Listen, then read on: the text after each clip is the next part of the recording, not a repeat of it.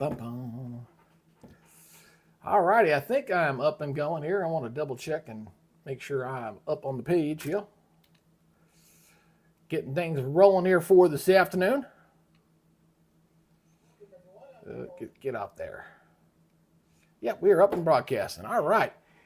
Hey, good Tuesday afternoon, everybody. Decided I'm going to do a little bit of live broadcasting here on the channel. Got a new format that I'm going to be trying to do here, and see if we can have a little fun there this afternoon. We're watching Ernesto blow through the islands here for this afternoon. Got a lot to talk about, a lot of different things to go with here. So excuse me while I get my last little bits of stuff up and ready here. So make sure we're kind of got everything we're supposed to be as far as all my stuff, shall we say. But should be looking pretty good. The chat is now up and functional, by the way. If you want to take a look at that, you are more than happy to do so. Please don't hesitate to pop in there and let me know if you got any comments or anything. I can't see my data over here, but I am seeing it streaming on live. So we'll see how it goes. I'm not sure. Sometimes this thing can be a little bit quirky. And there's a test. Chat, make sure you got everything in here. Just double checking to see if Chat Ninja picks that up. Yep, that's Chat Ninja. It is there. Boom. Good deal. Da-da-da-ba-ba-ba-ba. How about the chat? All right, chat is up. Hopefully I'll be able to see this thing. It's not showing all my video details once again, which is so weird. I don't know if I'll ever figure out why it doesn't do that. But we shall continue to go that. The chat is functioning. I saw my stuff pop in there, so we'll be good to go. So let's go ahead and get on over to the wall. Let's go ahead and start talking some weather, shall we? Let's get going. All righty. So we're getting, I'm going to start off here first by taking a look at the latest radar imagery out of Puerto Rico. Yeah, we got the Puerto Rican radar here on the radar Omega here. And we're starting to see the center of circulation, which is right down in here, getting closer up through here. So we'll be able to see it. So when it gets up to about this position, we should be getting a pretty good radar representation of the system of our tropical storm, which has been getting organized pretty slowly throughout the day. This morning when I did my first update, before the 8 o'clock advisory, is only about 40-mile-per-hour winds, but it's going to continue to be going up here through this afternoon. Some of the windy conditions have been increasing across the islands here. This is the British West Indies. This is on the north side of the system. A bit breezy. They've had some squalls. They've had some rains around here, really all across St. Martin. You see some of the rough surf there along the coast there, but these are kind of protected areas here, but I've seen some rains in those areas as well. So we're keeping a watchful eye here on these cameras here for this evening as we go through this afternoon. Now, where the storm's coming from is about what you would expect for this time of year. We've got, this is kind of the hot zone. When you look back historically, going back 100 years, you're looking at 70 named storms over the last 100 years, and that's where Ernesto has formed and moved into this area. So here is our infrared imagery here. You see those bright cloud tops there with those oranges and reds. It's usually an indication of a storm system that is getting better organized. I will say this, as far as the satellite representation, looks like it's got pretty good outflow on all 4 quadrants here. Maybe a little bit of drier intrusion here on the west side of the system, but definitely looking like a healthy looking, about an average size storm system. And once it makes its turn up here toward the north, I think we'll get a hurricane. The thing for Puerto Rico they're going to watch is probably some heavy rainfall amounts, upwards of 8 inches of rain possible. And keep in mind, you also got the mountains in there as well that could act as a little bit of what they call orographic lifting. So that can actually squeeze in a little more rain there as well. Now, here's the latest track from Ernesto here from the National Hurricane Center. Latest advisory as of 5 o'clock at 18.0 north and 64.1 west. Maximum sustained winds at 60 miles per hour. Movement is to the west-northwest at 18. Now, yesterday, this thing was really hauling it. We're talking about 28 miles per hour. So it is going to make this turn to here toward the north, and they've reset this graphic, so I'll have to move this a little bit, but I'll fix that here in a second. So as this will continue to move up toward the north here, and it keeps it as a Category 2, strong Cat 2. Doesn't quite take it to Cat 3 Although I will tell you, there are some models out there saying, maybe it might go a little stronger than that. And I'll show you that one in here in just a second. But again, the bulk of the ensemble models, and these are the 18Z ensemble models here, are taking it to the north. Kind of slows down a little bit, maybe meanders a little bit in here, and then the next trough will take this and kind of curve it on out to sea. You notice you got a couple of outliners that say, hey, we're coming to the East Coast. No, that's not going to happen. This is not going to come into Florida. So I know we got a couple of them out there.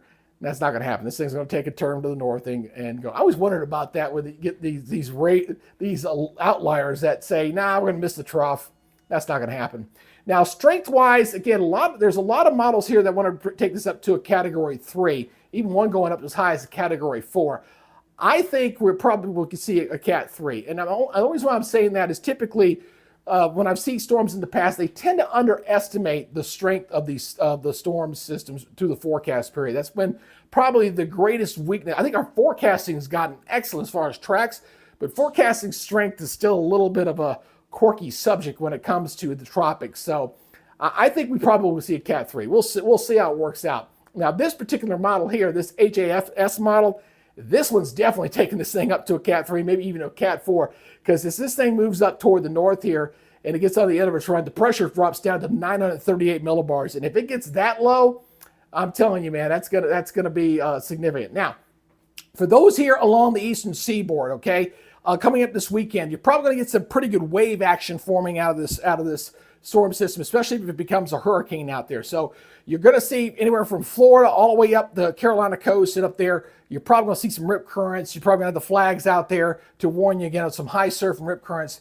as this thing gets cranking up here and the waves start sloshing around like a big pond out there. So be careful of that if you're heading to the beaches this weekend. Kind of get this last grasp of summer along the coastal areas.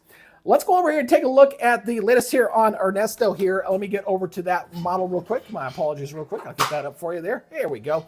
And you can kind of see what's kind of going on with this. I'll go ahead and step you through this as we're seeing what we're seeing right now is a pretty good strong trough. We got a pretty good cold front here coming south. This is the high pressure system, which is typically a little bit further off toward the west than where it is. It's usually sitting further back.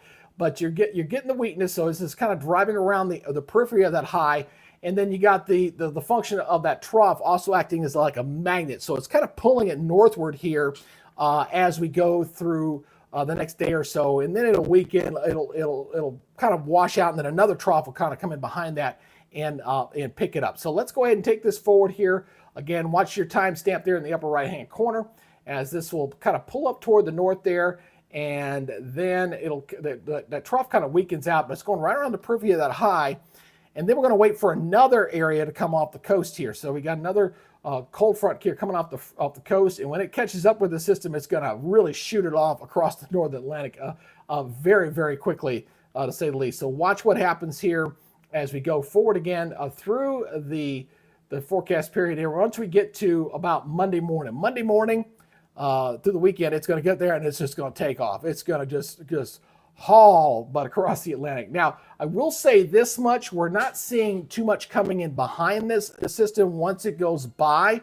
Looks like we're going to see fairly quiet weather there for the most part for the time being. But that's going to be temporary, folks. It's going to be very temporary with this. But we'll see if we get some more activity here to form out here in the tropics as the Saharan dust, which has been kind of hanging out there for a while, is going to start letting up a little bit. And I think that's going to become, allow the environment to be not as hostile out there for tropical waves. In fact, we can kind of show you this here on this model here. This is the Saharan dust model again. You can kind of, I'll back this up here, and you can kind of see it's been pretty high and heavy really for the last few weeks, almost the last month or so. It's been very, very heavy out there.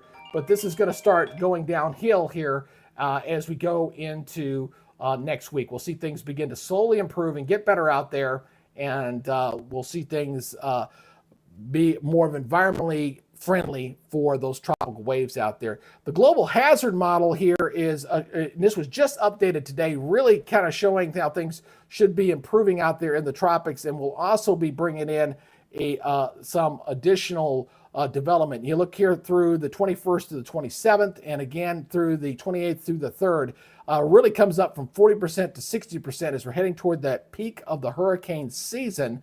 the peak of the season is sitting around the 10th of September. So we got the peak of the season right around the corner, and 2/3 of our activity takes place between August 20th and October 10th. So again, we're going to be getting things hot and heavy and get going here pretty soon across a lot of places in the tropics right there.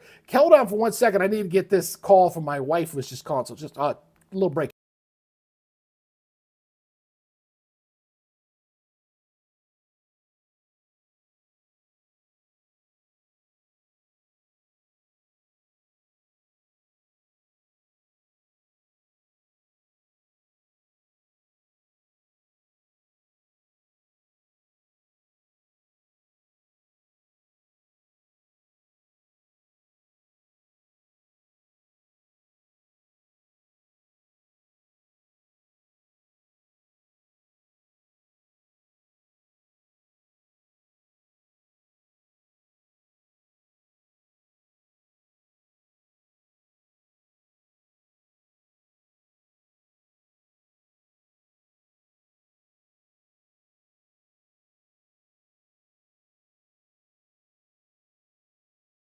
All right, sorry, I had to take care of the wife there for a second. So anyway, that's what we're looking at right now here across the universe here as we continue this.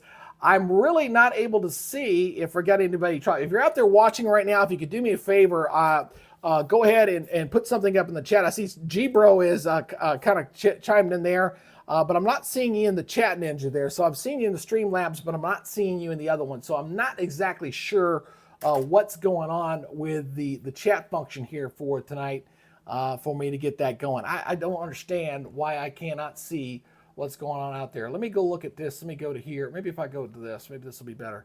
Hey, there it is. Okay, I got it up now. Finally got it up now. All right. Hey, G-Bro, good to see you there, man. I got you now. Gotcha. Howdy there, guys. Ronnie, good to see you there. Just chat. Make sure this thing's going to come up in here. Chat Ninja. Oh, I got to pop this out. Hold on a second. I got to pop this out. So pop out the chat. There we go. Now we should be good to go. All right. I should see all y'all stuff now as we're going through this. So anyway, so the way I have formatted this for you guys who are just coming on board here, we're going to be doing this. I'm going to be doing this kind of a round robin type thing. I've got a whole format set up here. And I see you now. I can pull you up there. I think I got you up there. And I'm not sure if I brought in all the chat functions into this format yet or not. I thought I did. No, I did not. Okay, so it's something I'll need to go back and look. I can't pull up y'all's chats on screen like I normally do, but I can see you there. That'll be it for now, but I'll have to go back and add that. I thought I had added that, but I did not. So the idea here is that I'll be doing a round robin continuous coverage here of the storm system here. Now, it takes me about 10 minutes to go through, 7 to 8 minutes to go through the whole presentation, and then we'll kind of restart again on each one of these. So that's how I'm hoping to do it. If you're new to the channel and you've not subscribed to the channel, please consider it. Just hit that subscribe button here. I do appreciate you guys' support of the channel, and it is something that hopefully will be a regular feature for us here on the channel here. So let me get back. What I need to do is I need to put this into studio mode, which would probably help me a little bit. I got to put it in studio mode when I'm trying to pull up different things. So bear with me. There's one feature I did add here to this, and I guess I closed it by accident. I didn't mean to do that, so I need to go back in here and get it back up. So stand by here for a second. I added a Twitter kind of a function here to kind of keep an eye on things going on out in the tropics, tropical storm Ernesto. So I can sit there and what we'll do is I'll be able to pull up the stuff that's going on out there. And I'm doing this as a Windows capture, so I just got to go in here and grab it since it's not the most thing, and it's on the Chrome. There it goes right there. Boom. See, now we're good. So now I can go back over here and do this. So this is kind of my side-by-side chat here. Let me go back over to studio mode. Don't need to have that in there again. So we can sit there and we can look at what's going on with some of the social media plots here going on with Ernesto. Look at some of this video here of here, some of the storms and some of the heavy surf out there. This is actually near St. Martin. I mean, so some pretty rough seas out there you can see. Out that area. So we can kind of continue to go through the chats and kind of go through there and look through everything as we go through this evening and kind of watch what's going on with this particular storm. So the big thing I have to get used to doing when I'm doing a round robin on this is I do need to make sure that I do my resets when I go through here. So like I just noticed that my hurricane graphic updated, and when it did, everything kind of shifted a little bit on me. So I've got to adjust accordingly here just a little bit. And I'm just going to move this up just a little bit here.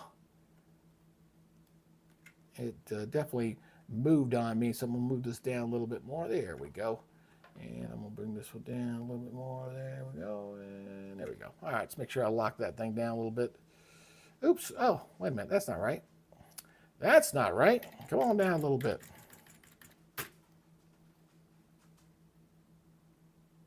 All right, lock that thing down. Boom. All right. So there you go. Just going out to the latest coordinates here. No one talked to you, Siri. No one asked you anything. It's like Siri decided to come on and ask me something. I did not like that one. So anyway, we're going to be covering Ernesto here through this evening. And man, that is really stinking that graphic updated that much on me. Let me go back and show Radar Omega here. We'll stay on this for 1 second. I can't see all this because I made it too small. And I think I want to go ahead and mute that because I know we got some weather going on somewhere else that I'm not really focusing in on right there. So anyway, National Hurricane Center. And I'm not sure that's that. There's that right there.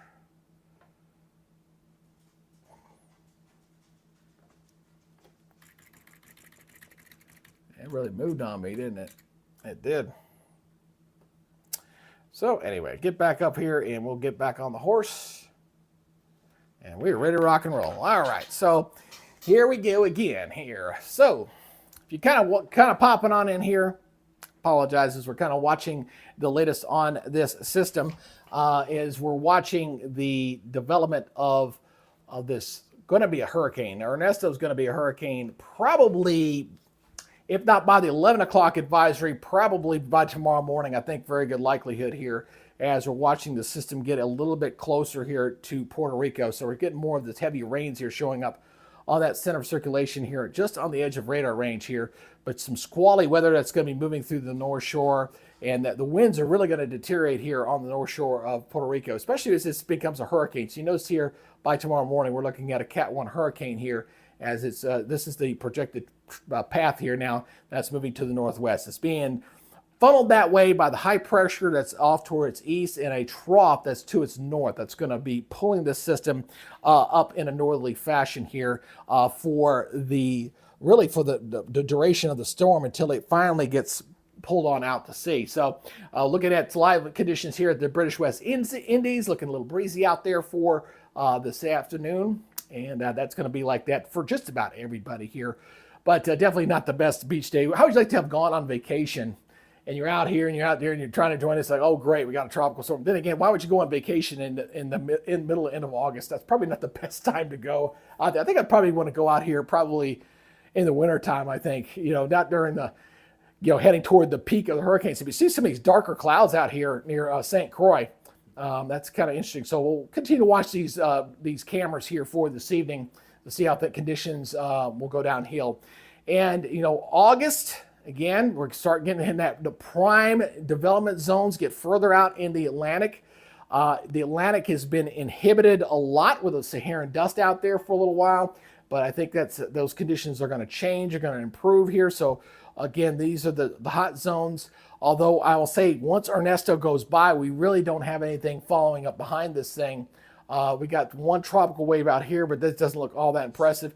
This looks like a pretty strong one coming off the coast of Africa. I need to watch that one over a little bit of time, but it's fairly quiet. We do have that Saharan dust out there that's been a problem.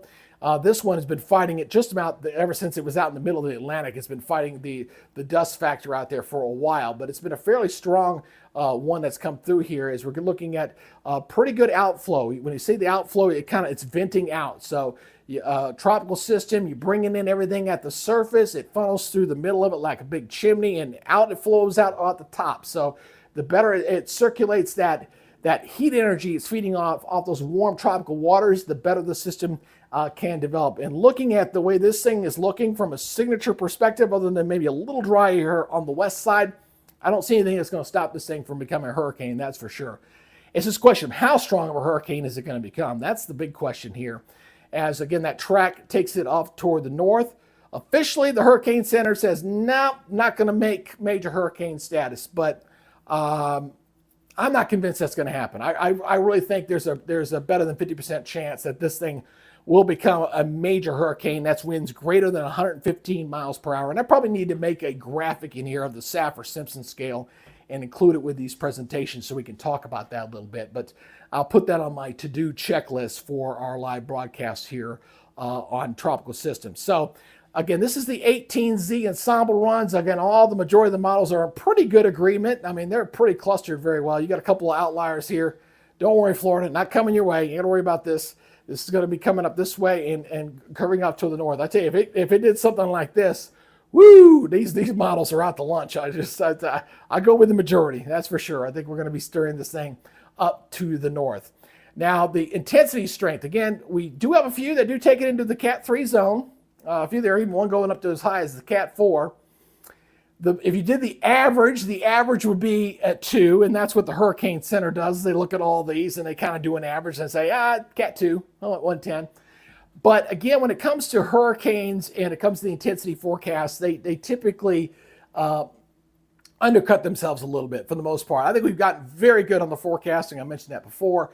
And it's just the intensity forecasting. That's still just a little bit of a tricky subject here for forecasters. So this particular model, the HAFS hurricane model, this one really bottoms this thing out. I mean, it takes the pressure down to 938 millibars. And if it gets down that low, you're looking at a category 4 here.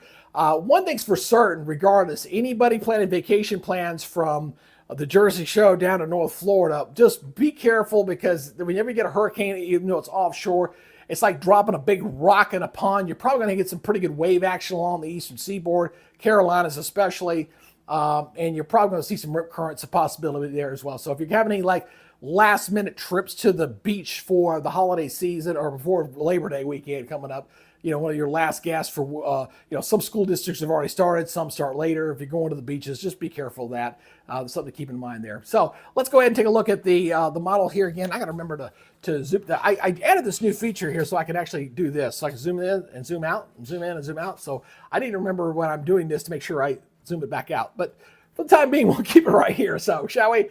All right. So again, we're watching the storm system here. In fact, let me switch this thing over. I want to go ahead and show the main sea surface anomalies here. This is kind of the pressure maps here, and you can really see this pretty well with the high there. So there you can kind of see what's going on. Again, here's our high pressure system right over here. Here's our high, and it's kind of sitting like right in here. So you got this kind of signature here of this high that's kind of sitting there. So you definitely see the blue. That's your lower pressure through there. You got some troughiness definitely sitting in there, to say the least. All right, so as this thing will go around that periphery of that high, that high blocks it to the north there briefly, so it really kind of runs in there. But look what's coming from the west. See that blue blob there coming off from the west here? This is what's going to be responsible for kicking it out of the way. So this is a pretty intense hurricane sitting there. Again, there's our high pressure system right here. And this is going to be what I like to lovingly refer to as the kicker. It's going to kick this thing on out and allow this thing to finally get out of the way. So as we go through the rest of the forecast period, here comes the kicker. Boop! Again, it just takes off big time. But another thing it does do, notice here as it gets kicked off, this high, the big high that's been there, also starts to shift back toward the west. So this thing starts to shift back this way.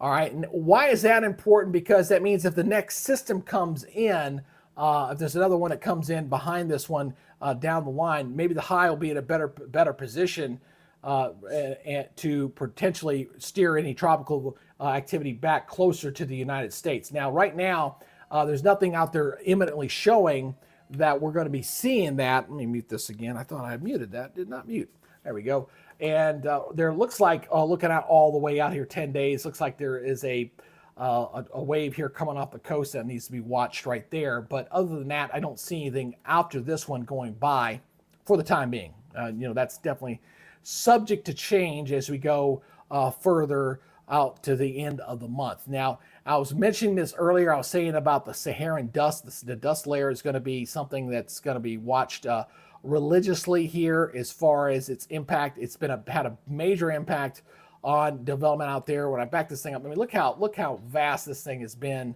as far as the amount of Saharan dust out there. It's been pretty impressive, to say the least, with the Saharan dust. But this is going to eventually start to settle on down. So it really it's not quite, as you go to the end of this, it's not quite as robust as is when I first start that model. So it's really starts to diminish a bit as we go through the next 7 to 10 days. It should start to diminish a bit here going into this upcoming weekend especially. So that's some good news there as far as those who like to track this stuff. It's bad news, obviously, for anybody along the eastern seaboard that doesn't want to have their lives put at risk because of tropical activity. Now, the global tropics hazards outlook is showing increased activity for both the 21st to the 27th and the 28th through September 3rd. It looks at the modeling, it looks at climatology, and it says these areas will really start heating up here as we head toward the peak of the hurricane season, which again is September the 10th. So once we get past August the 20th, which is about a week away, that's when things really start to get going between August 20th and October 10th. That's when, 2/3 of your activity really gets going there across the tropics. So gonna be busy, man. I just tell you, it's gonna be one of those things to watch closely for the upcoming hurricane season. One thing's for sure, I'm learning how to set this thing up as far as the different setups here. And the one thing that I need to have a third monitor, I think, that I probably need to add. And the big reason for that third monitor is for me to be able to keep a watchful eye on everything here. Now, if you're new to the channel, please go ahead and subscribe. I do daily updates here.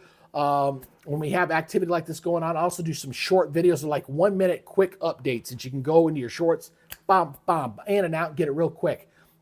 So go ahead and go ahead and hit that subscribe button so you can go ahead and get part of that and looking forward to those reports. So I figured out some things here from an organizational standpoint. The big thing I learned, the pen to be able to do the proper telestration, that was a big upgrade there. I figured out how to use Adobe Express. I added that to make my thumbnails a little bit better here. So, slowly but surely, we're kind of pulling things here together with this overall product. So, I thought this was an interesting thing. Look at all these parrots that are inside. This is in Puerto Rico, I believe.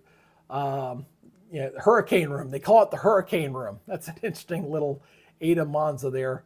Post that. Are they getting ready for this hurricane to come through here? Let me see if this is updated at all. I used to like to make sure I update this as I check through the Twitter feed here and see things going on. As you can see, that storm system, boy, getting better and better organized with that little lapse there. Definitely got a nice core developing there. And once it gets a central dense overcast that gets that CDL going, man, it's going to take off. It's going to take off quite a bit. And just kind of going through some of this stuff here, watching some of the conditions. This is what I'm kind of looking for is stuff like this to kind of get an idea of what that rainy weather and live action. And thank you for that new subscriber. I appreciate you coming on board here. I do appreciate that very much. We hope to add, this is actually a new high for us. And oh, by the way, for anybody who'd like to subscribe to the channel, if you could, all you got to do is hit that subscribe button. You're automatically registered to win a free NOAA Weather Radio. I'm going to be giving away 8 NOAA Weather Radios when we get to 5,000 subscribers. I decided to go ahead and use what little money I've made from YouTube and dedicate it to give it back to you guys and give you guys some free NOAA Weather Radios. So please don't hesitate to jump in there and do that. The other thing I added here, obviously, was my new countdown clock.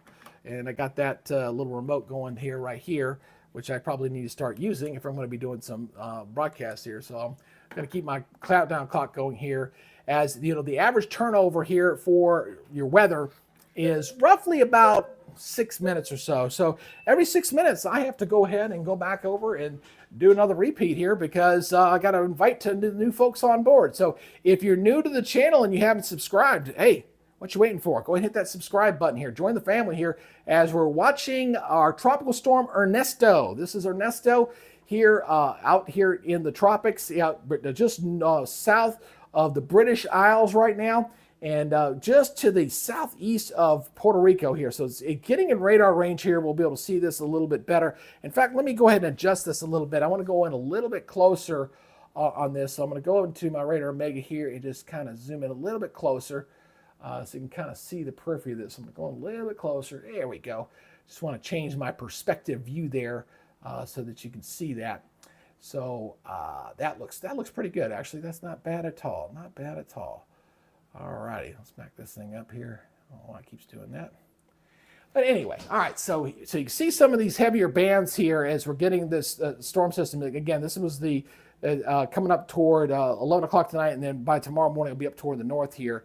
And these outer bands, some of the rainfall amounts here, the thing is, it's on the west side of the storm here, so the rainfall amounts were not going to be as heavy, say, if the track was down here. If the track was down here and not up here, I don't think they get as much rain on here. Now, keep in mind, you got mountains in here as well, so you get into that tropical moisture wrapping up in there. It's going to act like a bit of a sponge, and it's going to allow this to, again, to kind of squeeze out rainfall amount. I think 6 to 8 inches, probably not out of the question there for the island of Puerto Rico. I know I got a couple of my normal viewers here are in that neighborhood there. So conditions been breezy, cloudy, kind of damp, some showery weather here. I've seen some rains here across the British West Indies and numerous areas here. I noticed the skies here. I keep coming back to St. Croix. It's been getting darker and darker with some of the cloud cover there, but definitely kind of a windy, definitely not the best beach day here across those locations. As you know, this is our hot zones for August, and very similar for September too, by the way. They more hot zones even further out in the Atlantic as we go into September. So again, this is our system right here. We got a couple of other tropical waves we're going to watch here. This one doesn't look all that impressive. That one looks pretty decent. We'll see how that works as it gets out in the Atlantic. But this is the system here, which has got a pretty good outflow. We got high pressure aloft. Good high pressure aloft is good because you don't have wind shear.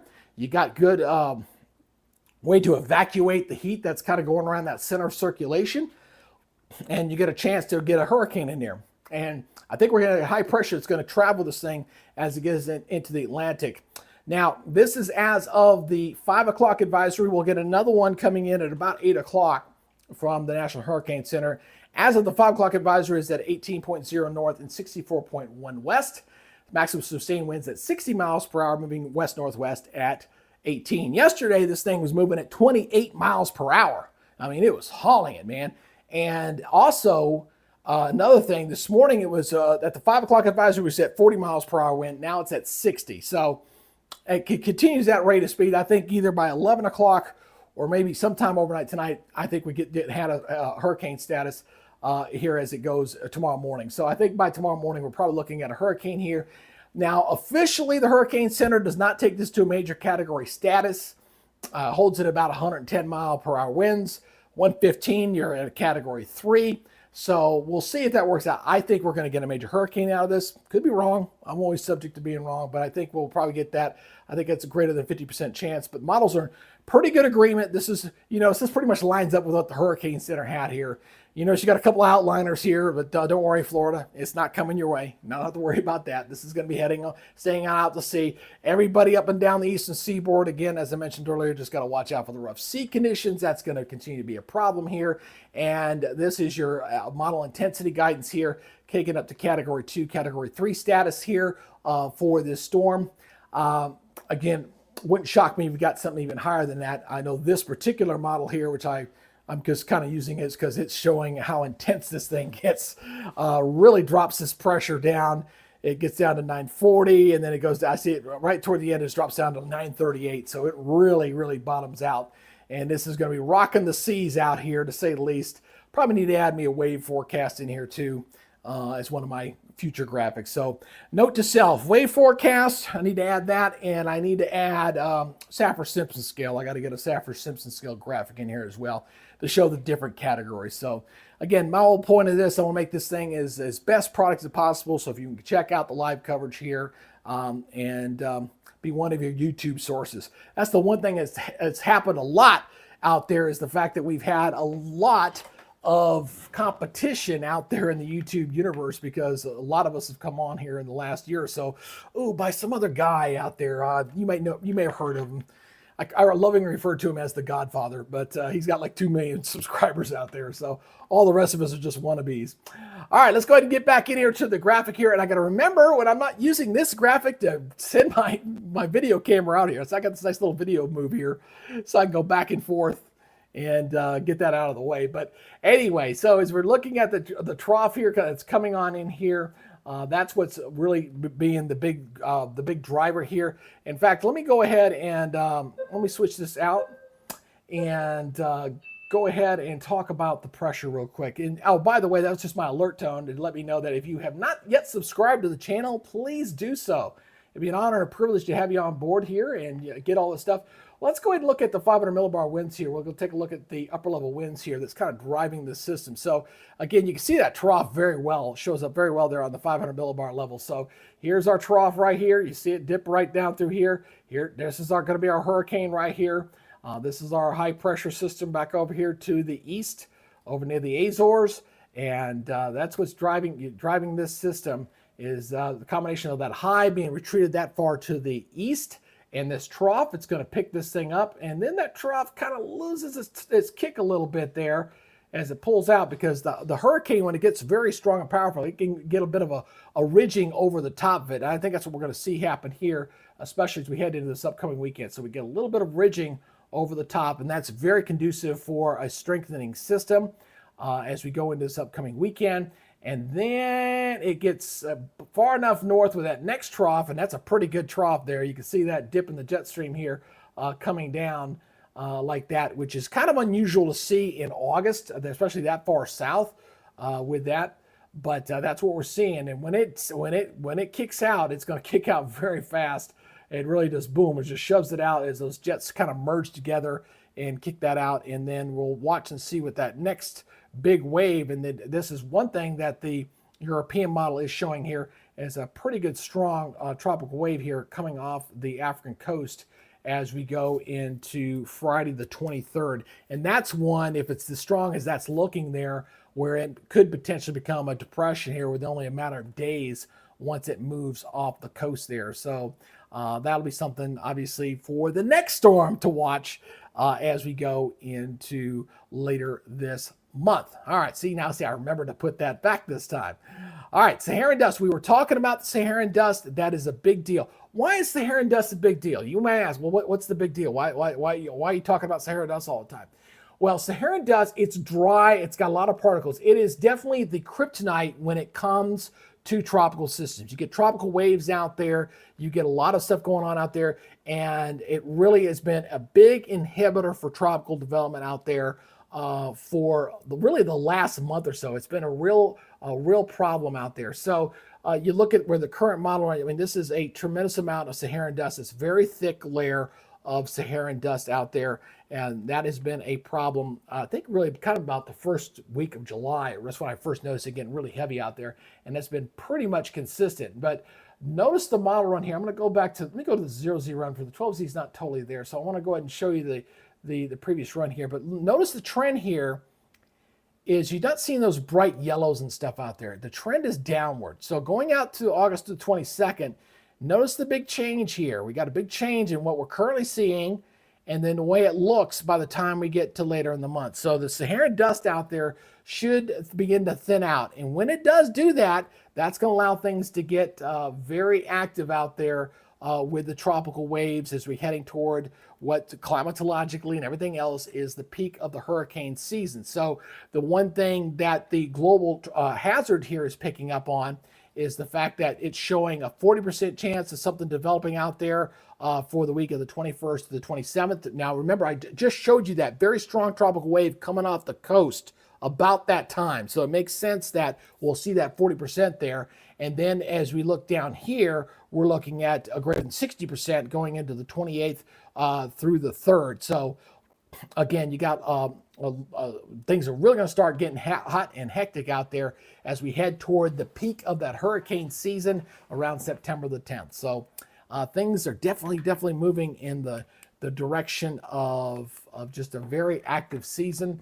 And although the good news I will say is the fact that the hurricane forecast from Colorado State originally was showing like 25 named storms. They did back it down to 23 a couple of days ago, and I think that was a response to just the overall activity out in the tropics has just not been as robust as what we've seen in previous years. So that's what's been going on with that. All right, let's go trick out over to the Twitter land here. I want to go over here and check and see what's going on out here. See if there's been any updates out here. I see my posting from 8 hours ago actually showed up in there. That's mine. See, I'm actually posting out on Twitter, so I just noticed that popped up in there. That's cool. All right, so that was my earlier update. I did do a 5 o'clock recorded version of this as well.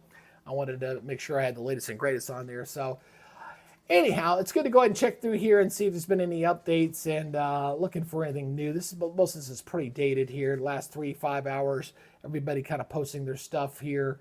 Just kind of waiting to see. You know what's interesting is when I was out looking for YouTube channels to kind of add, I noticed that Puerto Rico did not have anything there on as far as live on YouTube. I couldn't find any YouTube cameras out there of any real consequence. So, but you can see here some of the rainy and stormy conditions there with Ernesto. Not really that big a deal so far, but I really think things will go downhill pretty quickly here over the next few hours, especially as the storm system gets better organized here through the afternoon here. Let me make sure that my satellite imagery is updating properly. I'm going to go ahead and keep this on refresh, because if I don't keep it on refresh, it just won't do it. And I'll forget to always turn it back on. So I'll just turn this back into refresh mode here.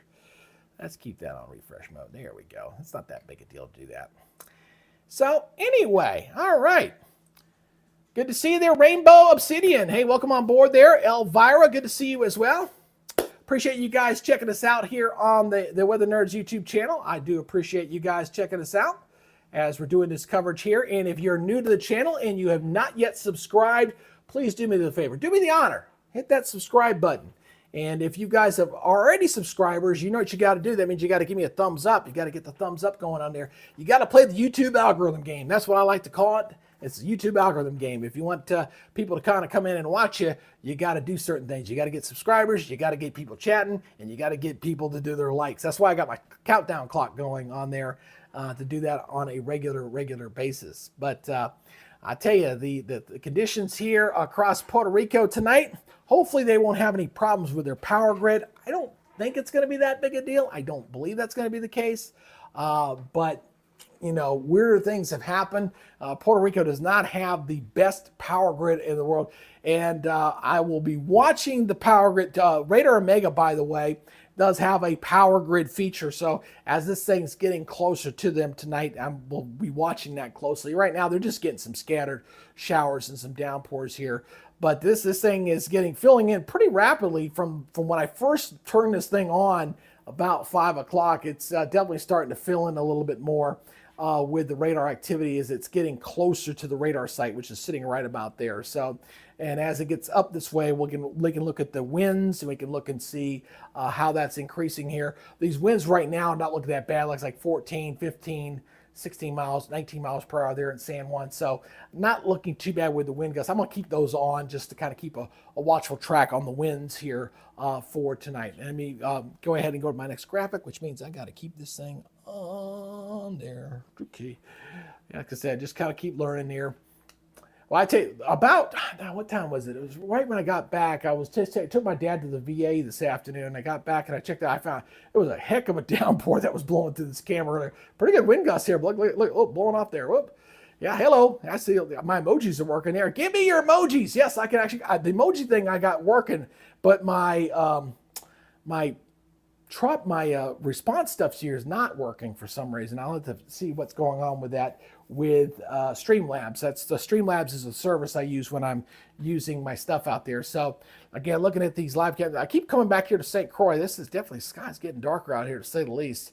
Some of these boats out here, I hope they're anchored down for the night, because I mean, it's a tropical storm. We're not talking about a hurricane yet, but still, you see some of the surf here conditions here across St. Martin, which is probably going to get the most activity out of this, judging by the path of this thing. This will probably be the worst looking camera I think we'll see over the next couple hours. But obviously, once we lose the daylight, we're kind of done with that for tonight. So again, we're looking at the tropics. These are our hot zones here for August as we're continuing to watch it. There we go. See, I got that in update mode. One thing I'm noticing here on the satellite imagery is we got two big clusters of thunderstorms here that are flaring up. This is the infrared imagery, which measures the thunderstorms. The higher the cloud tops, the more robust that infrared signature looks there with the system. And this is kind of a hybrid IR type, visible type satellite here with it. So we got a couple of clusters of storms that is not quite like you would see in a hurricane formation here. Obviously, we're getting darker here as the sun's getting ready to set out here. So we're making that transition from a visible infrared hybrid to just straight infrared. But we don't have what they call a central dense overcast yet with the system. When you get a hurricane out here, again, you get a nice dense CDO, which I think eventually we'll get once it gets up here north of Puerto Rico. So once it does that, then we'll see this thing begin to intensify and quickly do so. Hey, if you're watching new and you're new to the channel, please don't hesitate to subscribe to the channel. We appreciate you coming on board. When you do subscribe, you will be automatically enrolled to win a free NOAA weather radio. And I also do daily shorts, by the way. They're about 1 minute quick updates. You can get those bada bing, bada boom. Quick, not quite as robust talk things. You can keep up on the latest on what's going on out in the tropics. All right, so this is the 5 o'clock advisory. We still got about an hour and about an hour and a half. Usually about 7:45-ish. We should probably get that next update from the National Hurricane Center to see if this thing is getting any stronger with its activities here. So again, this is all your tropical storm warnings in here across the islands and coming into Puerto Rico, obviously. And I'm kind of surprised they didn't be as close as that is with a hurricane. Why they didn't maybe put a hurricane watch up there just to be on the safe side. But I mean, they got actually, I'm sorry, they do have watches there. My bad. I'm not looking close enough. They got the watches there. So depending on how quickly this becomes a hurricane, I got to use my eyes a little better. I'm like, so you got the watches going up through here, and then once it gets out in here, we'll see if this thing becomes a major hurricane, which I think it will. I really believe it's going to. As all the model guidance is pretty much in agreement with the storm. We're going to get that turned to the north. We're not going to head to Florida. Not going that way. East Coast, heavy surf, man. It's coming.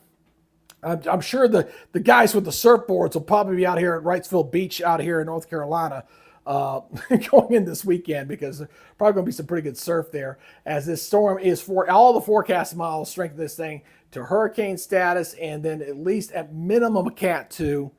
I think we go beyond Cat 2. I think we at minimum it's a Cat 3, which is 115 miles per hour, and then we'll see if it gets any stronger than that, like some of the models are suggesting potentially with this storm system, as the HAFS model here is doing here for this afternoon, as it's really taking this thing up. The pressure really drops off, and it drops off to 938 millibars here in the last go there. So if it drops down that low, strong Cat 3, maybe Cat 4 for sure, if it gets that low on the pressure there. But definitely the eastern seaboard here is going to be, and it was pretty rough surf here for the upcoming weekend.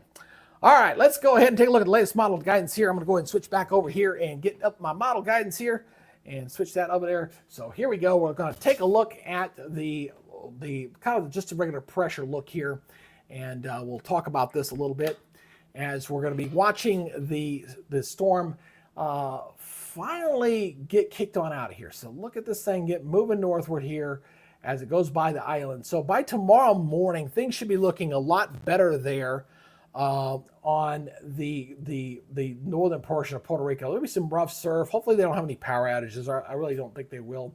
But this will go up here toward the north as we go into Thursday morning. Again, your timestamps in that upper right-hand corner. Just look over that way. Yeah, there you go. And again, when it gets up to this way, again, that trough's going to be flattening out, the one that's pulling it northward. So it's going to kind of meander a little bit, kind of wobble back and forth there as it's moving around that high pressure system. So as it gets up into there. So we're just kind of waiting again for this next system right back here that's going to be picking up this hurricane and moving it on out of the way. So that's the big move with the system. So let me go ahead and take this on out to the rest of the forecast period here. Whoops. Let me take this out. Here we go. So watch this thing as this hurricane kicks on out, and then we'll be watching the wave. One thing I did notice here on the last wave, you got a pretty good wave here that's going to be pulling off the African coast. Keep an eye out. Watch right here real quick. Just watch right in here as I take this on out, and you see that little wave that's rotating off. You see it's even got low pressure while it's inland. So we got a very strong tropical wave coming off the coast there as we go in toward the 23rd. So, and that's what the global models were kind of showing that as well. So we shall see if we're going to get a long break between Ernesto and our next named storm, which I forgot off the top of my head. I totally forgot what my next named storm was. Let me look that up real quick. Let's go to the next model graphic here while I look that up. We'll look that up real quick, and I'll let you know here real quick what I think that's going to be. I can't remember off the top of my head. I was having a brain fart there. That's another thing I need. That's another graphic I need to add here. I have it on my other slide graphics, but I don't have it on here. And thank you for that new subscriber, by the way. Thank you. I appreciate everybody here coming on board and joining our family here. So our next name storm is Francine. Okay, Francine is our next name storm. So that's something else I will put down on my list, is to make sure that that I keep a watchful eye on that. So again, that Saharan dust, as you can see here on the outlook going out to the 22nd. Remember, I just showed you that strong tropical wave coming off there, which is also kicking up a little dust there. But we're also expecting less Saharan dust out in the tropics. That's good news there for tropical development. Bad news for anybody that's along the eastern seaboard. So it's one of those catch-22s. I like hurricane season. I love tracking the storms. But I hate the fallout, man. You hate seeing people's houses get messed up, lives get damaged. You hate seeing flooding. You hate seeing loss of life in any form or fashion. So it's kind of that catch-22. When you're a weather geek at heart, you get fascinated by this stuff. But at the same time, you're talking about people's lives here, man. You're talking about people getting hurt. And we darn sure don't want to see that. So again, looking out from August 21st to the 27th and the 28th to the 3rd, those periods there are showing that increased activity that we're expecting out in the tropics. Again, you're looking at a 40% chance of some sort of development here through that period, and then up to 60% chance of development from the 28th through the 3rd. So it's coming. It is definitely a coming, and we're going to see more of that as we head toward that peak of that hurricane season coming up in here on the 10th, man. I'm telling you, kind of rocking and rolling, getting used to this stuff.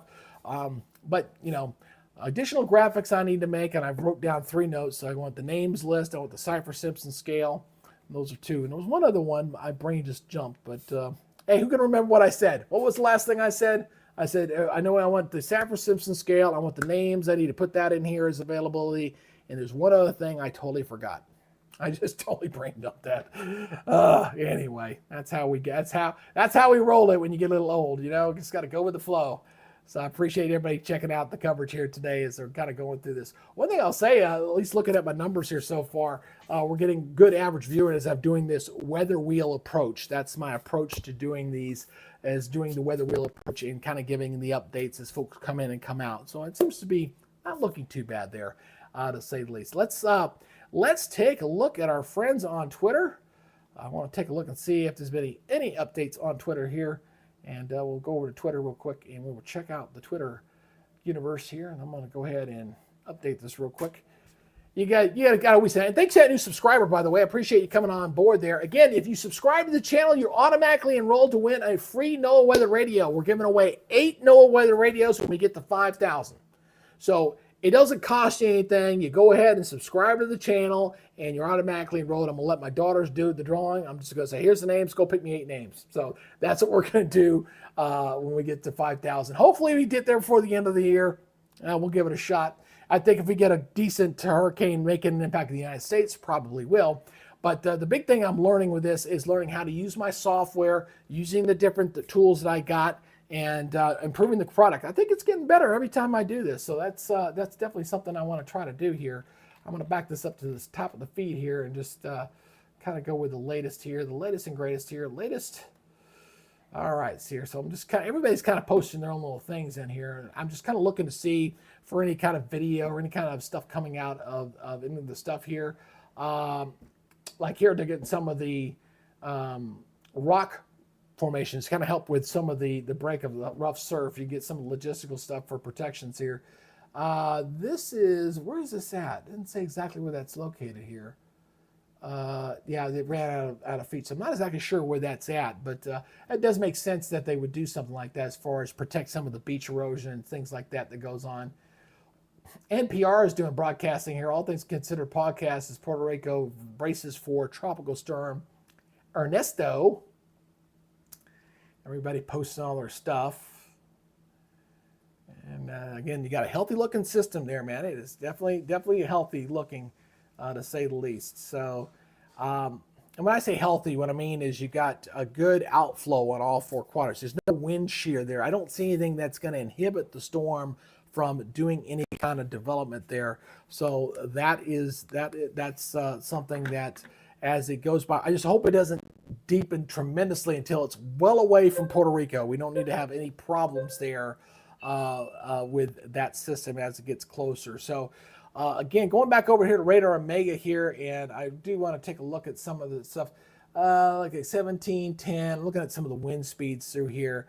So again, that center is not, again, we're on the edge of the radar range here. So a look right here, again, we're kind of on the edge here of the radar range. So it's just kind of coming into radar range, and looks like it's sitting right in there, but obviously it's just a little bit too far distance from the radar to the beam cutting out to here. It's almost due west of San Juan at this point with that system right there. So again, kind of reading off some of the specifics on this right now. I want to do one more here for you here, so I want to go ahead and give you the latest on this. The center of circulation is sitting, here's looking at the forecast advisory, public advisory. It was 135 miles to the east-southeast of San Juan. So that was the last position there.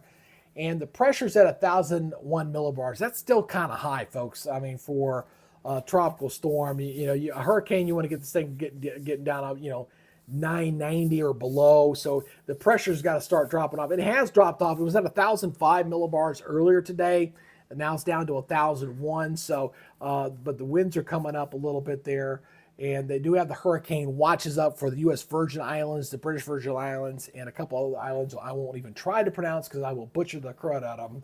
So that's what we're seeing with the tropical systems as it stands here for the moment. So again, I'm going to go back over here to the weather wall here, and we're going to talk a little bit more about what we're going to expect in Puerto Rico. Puerto Rico is going to have some gusty winds here with some of these squalls, especially when the center gets up this way here later tonight. And the heaviest surf is obviously going to be on the north side of the island. That's when the storm should begin to strengthen, showing it as a Category 1 hurricane here by the time we head toward tomorrow morning. So it's far enough offshore. I don't think it's going to be too big a deal there with the system. But again, we're starting to see this thing close off, and some pretty good thunderstorms look like starting to flare up here on the north side of the center of circulation. So these windy conditions here, as we're seeing the British West Indies, which is where the storm is kind of approaching from the south. I don't think it's going to impact them directly there. St. Croix, I've been coming back to this camera routinely because the skies have been getting darker there. And we're going to lose our light here, unfortunately, here in the next couple hours as this hurricane moves through this region. But Puerto Rico does not have any YouTube cameras. I guess I could have gone out there and looked at other sources, but I was looking at YouTube. I was like, man, they had some in the past, but they don't got anything out there right now. I couldn't find it. Hey, if you're online and if you know there's a camera in Puerto Rico that I can use, put it in the chat, will you? Go ahead and put it in the chat for me. I'll go ahead and paste it into my feeds there to kind of show it. But you would think Puerto Rico would have a bunch of, I mean, it's still a nice tourist place. You'd think they would have several cameras there, but they didn't. So here's our hot zone. This is exactly where Ernesto fired up, and that's where, going back 100 years, that's where we see these storms flare up definitely from time to time. As we're watching this storm system get organized, does not have a true core yet. Probably won't until it's got hurricane winds are greater than just minimal hurricane. I'd say it gets up to about 90, 95 miles per hour that we start getting a central dense overcast for this thing to kind of develop. It is a fairly average size storm, so not a big one, not a small one, but it's a fairly, I would call it average type tropical storm and probably hurricane at that point. So again, we got a pretty good organization. We got high pressure aloft this system that allows the ventilation of the storm as it's pulling all its heat energy from the surface. Everything from the surface is swirling into that center of circulation. Gets tighter and tighter and tighter and tighter and tighter, almost like a skater skating around and pulling her hands in. That's what it's getting in there. And all that heat comes in through the center and evacuates out the top. That's why we say wind shear, high winds blowing over the top of the systems. We don't like to see that because when you get the high winds over the top, it can't evacuate the heat that's gathering at the surface to allow it to strengthen. But you're clearly seeing the thunderstorms blowing up on the north and south end of that center of circulation, indications that the storm is getting better organized. But again, when the Hurricane Hunter aircraft get out there, and we'll see what the 8 o'clock advisory, there should be a new update from the Hurricane Hunter aircraft. Let's know if that pressure has fallen. My guess it probably has. It's just a question of how much has it fallen. When we get that 8 o'clock advisory report, it should come in about hour and 20 minutes or so. We'll get a new update out there. So that track continues to the northward. I know the folks here on the East Coast are glad to say, hey, we just got done with, Debbie's crap with all the flooding and rains they had and all the tornado warnings they had with that thing and getting that thing out of here. At least Ernesto will not be a problem this weekend, which, to be honest with you, I'm kind of glad because this weekend I'm going home to Florida. I'm going to Pensacola for taking my dad down there for his birthday. He actually had his 76th birthday today, and we're celebrating with the family down there this weekend. So I'm glad this thing's staying out to sea. So that's good. But I will definitely be here and ready to go for the next one. Should have kind of come in here for the weekend. So again, this is heading northward. The Hurricane Center here is saying, hey, I don't think this is going to be a major hurricane. I think it's going to be a major hurricane. I really, my gut tells me, and basically what I'm seeing out there from the environmental wise, that I think we're going to have a major hurricane out there. And that's my alert tone to tell me, hey, if you have not subscribed to the channel, can you please go ahead and do so? Go ahead and hit that subscribe button. Help that little number go up a little bit higher there. We're trying to get to 5,000 subscribers by the time we get to the end of the year. That's the goal. So help us out here a little bit and leave me a comment. Give me a thumbs up. It really helps the YouTube algorithm while I'm doing live broadcasts to help bring in additional viewers as folks come in and folks come out. So preaching done. Let's go to the next slide here again. Oops, I went the wrong way. Go back the other way. So here we go. These are your model ensembles. These are the 18Z models here. We should have the 0Z coming in here for too long. I'll have to watch the refresh on this. A couple outliners. Want to take this to Florida. Don't worry, Florida. This ain't coming your way. You're not going to worry about this. This is going to stay out here. You got two pretty good model agreement with a lot of high-end models here that come out. Sometimes I think they should just take outliers like this and just throw them away. But who am I to know? So anyway, it's going to go here toward the north, and when it gets into about this position out in here, where it's close to the most, that's where I think we're going to see this thing really start to bottom out. Unfortunately, getting very close to Bermuda. And I know Bermuda's got some cameras there, and I need to watch that closely to see how close that gets to Bermuda. So Bermuda, they're kind of used to that kind of thing there in the island of Bermuda, but they may be looking at potentially a major hurricane to Bermuda a little bit later as this thing starts to go on by. All right, so right now, again, a lot of the model cluster here, what the Hurricane Center does is they look at the averages. They say, hey, looks like this thing, maybe Cat 2, strong Cat 2, 110 mile per hour winds. You got a few more taking it to Cat 3, one going up to Cat 4. I actually got another one to show you that takes it to Cat 4, I think. And I think this is something that from the National Hurricane Center tends to be a little conservative. I remember, for example, for Hurricane Michael, when Hurricane Michael was going on, they really underestimated how strong that thing was going to get. And I was saying, guys, I think you're underdoing this. I think we'll see a similar indication here as well. This thing's going to continue to, I think we'll see a major hurricane, but at least it'll be what we lovingly refer to as a fish storm. No, I can't say that. And I will tell you a story. The reason why I can't call it a fish storm, I worked with the great John Hope at the Weather Channel back in the late 90s. I was actually part of the tropical team. And one of the things he said, don't ever call it a he or she. don't ever say it's got a mind of its own, and never call it a fish storm. Those are the 3 big rules that he used to say all the time. So I take it back. All right. All right. So this is the one model here, this hurricane model, the HFS model here, that really does strengthen the storm quite a bit. And the pressure drops down to 938 millibars here on this thing. It gets down to 9.4s out there. You're definitely a Cat 3, Cat 4 type hurricane here, maybe middle Cat 4, if this comes to fruition. Again, as I've been telling folks again, if you're going this weekend and we get a big hurricane out in the Atlantic, just be careful along the coastal zones, because we're probably going to have increased wave action out there, and rip currents could become a problem, especially out there in Wrightsville Beach. I'll say that's probably one area to watch out for. All right, let's go over here and look at the model data again. And I keep remembering to not do this when I'm not using that graphic, but I will get better. I promise you I'll get a little bit better. As we're looking at, this is the Z European model run. All right. And this is pretty much lock and step with everything we just showed you there, with the model development coming on through. And this will continue to move up toward the north thanks to that trough of low pressure. You kind of see that front and that big kind of trough. You see the activity, you see the precipitation there. So this is a frontal boundary pretty far south, to be honest with you. I mean, this is a pretty good trough right through there. That's causing that high pressure to be kind of beat down a bit, and causing this thing to make that turn. So between the high pressure retreating there and that trough there, but the trough flattens out, pulls along with it for a little bit. It kind of catches the tail end of that trough, and it's kind of following it a little bit.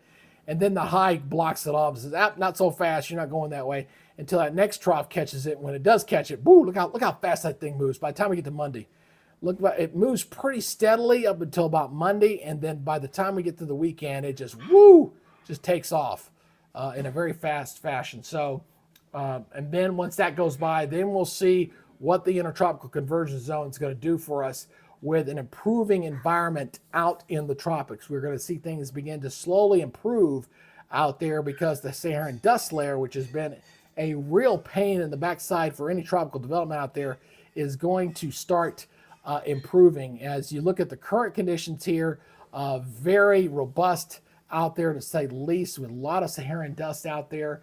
And by the time we go through this forecasting model here, this is the NASA Dust Extinction Aerosol Optical Thickness. Let's try to say that in one word. So we'll call it let's call the dust extinction here. You clearly see it thins out substantially going into this upcoming weekend. So the conditions out in the tropics, which have been inhibited greatly by that Saharan dust, is going to be going away. And thus the global outlook here is showing increased activity for both the 21st to the 27th and the 28th through the through September 3rd, which of course is getting very close to the peak of the hurricane season. September 3rd is about a week before the peak of the season, which is sitting on the 10th. The 10th is the high. So we get average typically about 4 named storms for August. So we've had one already. We've had our second one right now. So if we're going to follow climatology, we should have at least 2 more before the end of the month. So the question is, are we going to follow what we normally have or not? And then I think once we go into September, somebody's going to flip that switch on, and things are going to get very, very busy, very, very fast. I think that's what's going to happen out there. So who we got on the chat here tonight? We got several folks out there. Our Irish Queen is out there tonight. Good to see you as well. Yeah, that's why I like to call her. She watches from Ireland a lot. We got Ronnie out there. We got Elvira. We got Rainbow. I know you're my only queen. Yes. Sorry. Sorry. My wife is interjecting her 2 cents there. So to say the least. So anyway, hey, not bad out there. Not doing bad out there at all. Hey, but before you guys hang up out there, if you have not yet subscribed to the channel, please consider to do so. We've added 3 more people here for tonight. Not looking too bad. Again, this is not a big broadcast for obvious reasons. We got Puerto Rico being impacted here for tonight with this tropical storm Ernesto, which is going to be a hurricane as we go into tomorrow morning. But this is a good opportunity for me to kind of test my stuff, to make sure that I'm familiar with the different tools that I'm using to kind of bring you guys a good, extensive coverage. And if you guys got any feedbacks, I'm always open for that as well. That's always a big thing there. So let me see. This should work like this. Yeah, it does. See, that's good. See, that's working like it's supposed to. There's two different ways you can look at your OBS software, which is what I use to do the broadcasts here. And one is a screen grab, and then one is that you got to be able to draw on. So looks like Puerto Rico. This is updated here. National Hurricane Center is tracking a disturbance through the Western Atlantic.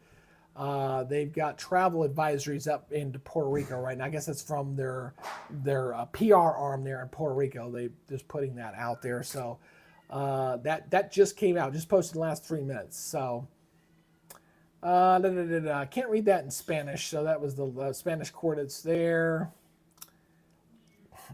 Yeah, flash flooding and mudslides. That is something definitely going to be a concern. Hey, Big Juan, good to see you there. It's going to be a weak hurricane for sure. Absolutely there, Big Juan. Definitely going to be a weak hurricane. And I got to fix that, folks. I can't pull up my Chat Ninja stuff, so I will fix that on my next live broadcast. I like to acknowledge the folks here online and to bring up your chats. So I can see them, but I can't pull them up right now. So that's something I do have to go back and fix. So I will do that. That's on my list, along with, I think that's what I meant to put down. The chat, that was the three things. That was the chat I need to fix. I need to get the live, go get the names on there, and obviously we want the Saffir-Simpson scale. So those are the three things. I did remember them. So anyway, but yes, Puerto Rico is the flooding is always concerned. Mudslides always concerned. I don't think this is going to be that big a deal there. Looks like Antigua and Barbados are saying all clear. That's good. It's going far enough away from them, not causing any problems there. Looks like the Discover Puerto Rico has put up a lot of travel advisories here. There is a new, that's a new image there. It's just uploaded there. So you can kind of see that blowing explosion. See the explosion of the thunderstorms going on in there. So and see, this is good. See, I can draw on this too. See, I can sit there and draw on there too. So that's going to be going on there as well. So that will continue to get strengthened. I really think we're going to see the pressure change substantially once the Hurricane Hunter aircraft get out their latest and greatest out there here real soon. So it looks like T-Mobile is advertising. They're getting ready to help folks there in Puerto Rico if it's needed. Talking about tornado. So again, I'm just kind of going through the Twitter feed here just to kind of see if there's anything new and great coming in here. We saw that one earlier. So as folks here in Puerto Rico, as conditions go downhill there tonight, I'll continue to watch the latest here on Ernesto and see what gets posted here for tonight. So gust to 70 and 1,001 millibars. Yep, we just talked about all of that. So again, hey, welcome to the Weather Nerds channel. I do appreciate you guys checking this out here for tonight. If you're new to the channel and you haven't yet subscribed, what are you waiting for, man? Go ahead and hit that subscribe button. And while you're at it, please go ahead and share with your friends. I do appreciate you doing that. And we might get my countdown clock going here for me again. Now we're going to go back over to the weather wall and see what's changed here in the last 10 minutes or so since we were last at the weather wall. So we're checking this out. I need to probably wear my glasses a little bit. So when I'm at my monitor, I'm a little nearsighted. So when I'm at my monitor, I have to take my glasses off. These are a little bit dirty, by the way. I'm going to clean these up a little bit here. So unlike most people my age in their 50s, they have to wear reading glasses. Me, I don't need reading glasses. I'm just a little nearsighted. So when I'm a little nearsighted, I got to take them off the monitor. But when I'm over here at the wall so I can see my radar, it kind of helps to put these on a little bit better. It makes it easier to read. So anyway, one thing I'm noticing here with the signatures, definitely seeing more reds and yellows out here. Now, what that kind of indicates to me is, as we showed there on the, just showed you there on the satellite imagery here, that was on the Twitter feed there, is that these thunderstorms are starting to increase around the center of circulation. And that could be obviously a clear indication of a system that is starting to strengthen. Now, typically with tropical systems, they typically can get stronger at the nighttime period. It's easier for them to bring in latent heat at the surface when the daytime heating goes away. So I've seen a number of storms historically through the years, the 25 years I've watched weather, where I've seen them really strengthen very rapidly, especially during the overnight hours. We saw that earlier with Beryl. Remember when we had Beryl became a Cat 5 hurricane there right at the end of June going into early July. We thought, oh boy, this hurricane season is going to be scary. We're already getting storms like that early. It was very scary. If it wasn't for the Saharan dust blowing out in the tropics, I think we would probably be much further along than the E-named storm.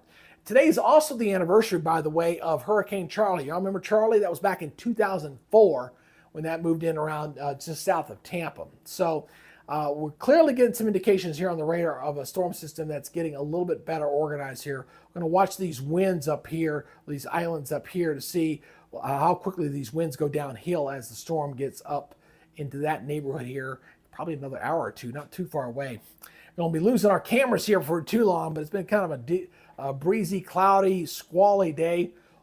I notice a lot of these boats that have come in here kind of getting into protective shores away from the rough seas out there.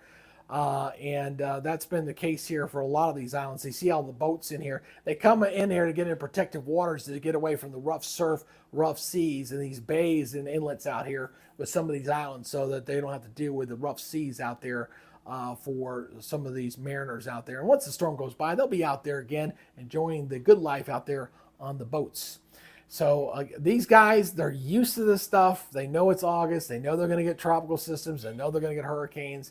It was interesting that it was down here near Grenada, that Beryl came that far south. I mean, to get something that strong that far south was just so unusual to see when it kind of moved on over and then, headed on over to Texas. But the Beryl was way far south, because typically when they're that far south, they don't spin up that strong. But that one did. That was a clear indication there. So here's the infrared imagery again. As we were showing you there on the radar, you see the thunderstorms here. They're increasing in size. So definitely, it looks like we're getting an explosion of thunderstorms north and south of the eye. So not directly over it. You typically, when you get a strengthening like hurricane, you'll get a good ball of thunderstorms right over the dead center of the circulation of that storm. And you'll get a central dense overcast to start for a CDO, we call it in the weather lingo terms. It's so funny being the Army and the weather business. You kind of get a lot of different lingos out there. We like to abbreviate a lot of things. It's a government thing, I think. So we got good outflow on the system here, and we're losing our sunlight. So we're making the transition here from kind of a hybrid visible IR imagery to a straight IR, because we're getting nighttime. We're losing our daytime sunshine. So, but you clearly see the bright whites in here, indication of those big thunderstorms with that center of circulation sitting somewhere right about in here. I think it's really kind of right in between the two areas there with the thunderstorms flaring up there around Ernesto right now. So we got about an hour. We're down to about an hour now before that next update comes our way from the National Hurricane Center. So we got the hurricane watches up around Puerto Rico and a couple of the islands out here, which I was going to butcher earlier. But again, this will be heading. This should become a hurricane, I think, definitely by tomorrow morning. I think we'll have that, especially with the nighttime conditions and the way it's visibly looking to me on the satellite imagery and what we're seeing on the radar imagery as well. And then it becomes at least a minimal Cat 2 hurricane, probably gets to 110 mile per hour winds as we get up toward Friday. But I do suspect it may get stronger than that. That's just my opinion on the environment that's going to have, especially if it gets a good solid eye wall developed. If it gets a good solid eye that shows up, that big donut hole with that high pressure ridge that's expected to be over the top of that thing, rapid intensification, I think, is definitely not out of the window.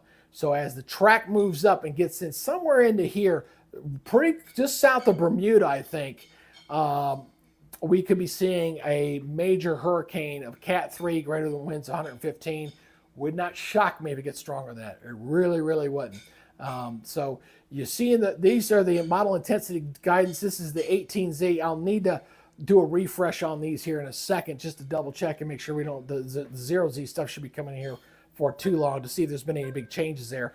But a few of these are taken up to Cat 3 and up to possibly Cat 4. And that alert tone there is for me to let you know that if you're kind of passing on through and you have not yet subscribe to the channel, please consider doing so. Just hit that subscribe button, hit that notification bell so you learn on future content, and leave me a comment. Please give me a thumbs up. I do appreciate that. Helps with the YouTube algorithm here as we're trying to do some proper live coverage here. You know, when you're a small channel and you only got about 4,000 or so subscribers, you got to really work at it. It's a tough job out there, to say the least. All right, so here's the hurricane model here on this system here. Again, you're seeing this thing really straight. It really bottoms out here as we go into the next several days. I mean, this thing really gets pretty strong. 953, 943. And 938. It drops to 938 millibars. If it gets that strong, the pressure drops that far, and this is just one of many hurricane models I look at, and this is just one of them. If it goes, and I do suspect that that's a possibility. I really do. Just call it a gut feeling. Call it what I've seen historically with these things, where the hurricane center typically is conservative when it comes to strength. I don't, you know, it's just a forecasting choice. That's basically what it is. All right, so this, I will say this much: this particular model, if you watch closely the track on this thing, as far as where it's going. All right, you saw the previous model, and you saw what happened here before this, and then what goes on after it. You see, let me back that up real quick here. I want to back that up real quick. So you see this here, that's lining up pretty well with what that particular model is showing. So we got some good agreement that this is going to come up this way, and the European model is showing that as well. So what I'll be watching for tonight, as far as going over to the European model here, and this is the 12Z run from earlier today. The 0Z will come in later tonight, and tomorrow morning I'll be checking to see if there's been any major changes. So here's high pressure. This is where our high pressure ridge, the Azores high, sometimes known as the Bermuda high, depending on where it's kind of set up. I will say this much, looking at this model here, this is pretty far off toward the east. The two things that I was watching for this hurricane season, and I did a couple of specials on this, was the North Atlantic Oscillation, where we're going to have a strong NAO. In a La Nina season, you typically have a pretty good trough in this that's out here, and we're in a La Nina season. So we're going to have a strong trough in the, indication, or a negative NAO. When it's in a negative position, which is kind of in now, you have these troughs in the east. So that can act as a force field. It kind of deflects out the activity. The other thing, obviously, was the Saharan dust. That was a wild card as well. And the fact that it got going so early, and I think the reason why the Saharan dust was so heavy and earlier, we were talking about La Nina. That's the upwelling of cool waters off the eastern Pacific. But you know what? The same effect also happens off the coast of Africa in the Atlantic.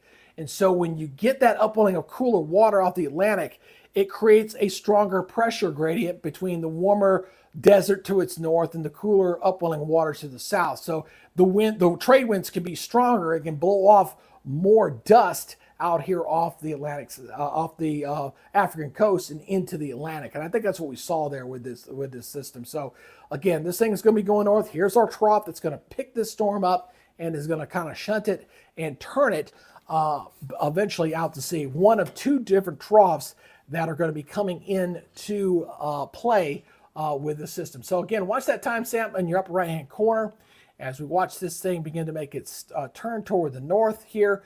And by the time we get to Thursday afternoon, we got a pretty good hurricane at that point as it's moving off here toward the north. And it kind of catches the tail end of that trough. And notice how it's interacting with the trough right through there. Definitely see some interaction here, right in here. Here's our next storm system here. This is the one that's gonna eventually kind of kick that thing out very rapidly as it moves past this upcoming weekend. So that's Friday morning, and then as we get into Saturday and into Sunday. So by the time we get into Sunday, that trough is going to be exiting the East Coast, and it just kicks it off going into Monday. Boom! I mean, it's like watching bowling pins. It really is. It's like this is the bowling ball, and I'm just going to kick this thing right down the lane here as we go into early next week. That's how that's going to respond to that next trough. It's two troughs. You got one that's pulling it up north now, and then you got the one that's going to come in behind it. That's going to be causing this to kick on out. So it kicks on out. That high begins to shift off back to the west a little bit, and then we'll watch for our next system. We'll watch and see what goes on out in the tropics. It's going to be fun to see how that's going to develop, because it really is going to be I think we may get in a situation where we're going to have multiple systems out in the tropics here, especially when we get to like the end of August, that first week in September. Would not shock me if I'm not tracking just one storm. It could be possibly 2 or 3 at the same time. I really believe that that's still in the cards, to say the least, because once you look at this model, and this is that going out to August the 22nd, compared to what we've been seeing out there as far as the Saharan dust layer is concerned, we're going to see significantly improved conditions out there. Saharan dust is a kryptonite for tropical systems, and when you have this much out there, like now, quite a bit, and you see what's going to be out there by the time we get toward the 22nd and 23rd in 10 days, that's a sharp difference, folks. That's quite a bit improvement out there. So that inhibitor that's been in play is going to be lifting up, and the global tropics hazards outlook is reflecting this with the fact that it's showing that kind of activity here for the second half of August and going into September, as activity is anticipated to really pick up quite a bit, to say the least, for that peak of that hurricane season on the 10th of September. And I really think between the 1st and the 10th, we're going to see quite a bit of activity kicking off at that time. And it's going to be fun doing my shorts and doing my updates too, because that's going to be a pain when you're doing an update for one system is bad enough, but when you got to do one on 2, 3 systems at the same time. I remember working at working at Weather Channel and being part of the tropical team, and then working at TV stations like Panama City, where the tropics obviously is a big thing. If you live in a coastal city and you work in TV, yeah, you know you're going to be doing a lot of tropical updates, to say the least. Just quite a bit out there. Hey, if you're new to the channel and if you got any questions, please don't hesitate to put that in the chat. I do see the chat. I can't pull up your chat functions today. That's something I have to go back and fix. I don't want to do that while I'm doing a live broadcast, but it's on my list. I wrote it down. I will get that fixed here. I like to bring up the individual questions while we're doing a live broadcast and interact. We're small enough. I have no reason why not to do that. So saying hello to Elvira and Racine and Big Juan and all you guys that check in on us on a normal basis. I do appreciate you guys checking us out there. Absolutely. Yes, I can't pull up any questions. I do enjoy doing that, though. I really do. It's kind of a fun part of doing the activity stuff. So let's go back over to here. Let's go back over here to the tropical feed here. Hold on a second. Let me get back over to tropics here. I'm going to keep this updated.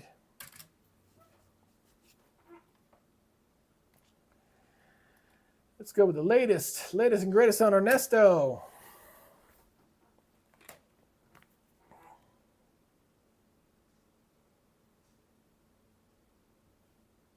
I have no idea. I love when I get friend requests from people I have no idea who you are.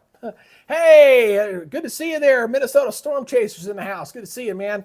We've been enjoying some fun here, testing out a lot of the new features here on the chat. We got a Twitter feed added here, which I'm kind of scrolling through right now, kind of seeing some of the postings here, and seeing some of the. There you go. See, that's the kind of I look for shots like that. The red flags. Red flags like that up and down the eastern seaboard. I'm telling you, that's what we're going to see.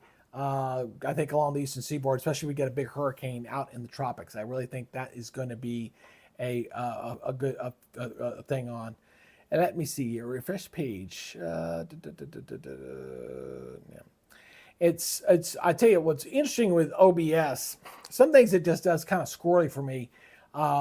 The studio, I finally got my studio thing back up there, but it's not showing my concurrent data, and I'm having to go back to look at the website itself to do it. And just not seeing the details here. Oh, that's not showing up there. So, but I digress. I digress a little bit. Oops, I didn't mean to close that. Let me turn that back up here again. My bad. That's my fault. There we go. Alrighty. And there's the other one. That's that. There we go. Anyway, hey, if you're new to the channel and if you would like to post a question, by all means, please do so. If you have not subscribed to the channel, it would be an honor and a privilege to have you on board. We've added a few new folks tonight, and kind of testing things out for this new setup with my set and my multiple cameras and my weather wall, and kind of getting things going here. Probably going to stay broadcasting up till about 8 o'clock. I want to stay going to about 8 o'clock tonight. I'm going to see how things go into Puerto Rico, see how things going with the update there, and I've already got my to-do list. In fact, I need to get my to-do list here. I'll just write this stuff down here so I don't forget, because I will. It's one of those things. So we know we're going to get the names list here. We're going to add. We're going to put a Saffir-Simpson scale in here, which is your different category scale in here. We're doing it, and we need to fix the chat posts. So again, I like to put the chat posts on while I'm doing it. So that's the 3 things on the list. We've made a lot of great improvements here on the channel, especially with the weather wall, with the interaction. I finally figured out my telestrator problem.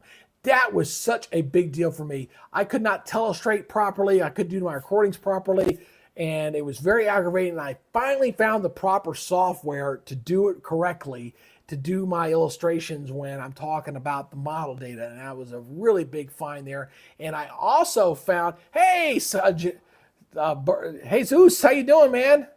Heavy run and thunderstorm so far. I was wondering when one of my Puerto Rican guys were going to get on here. Hey, good to see you there, brother.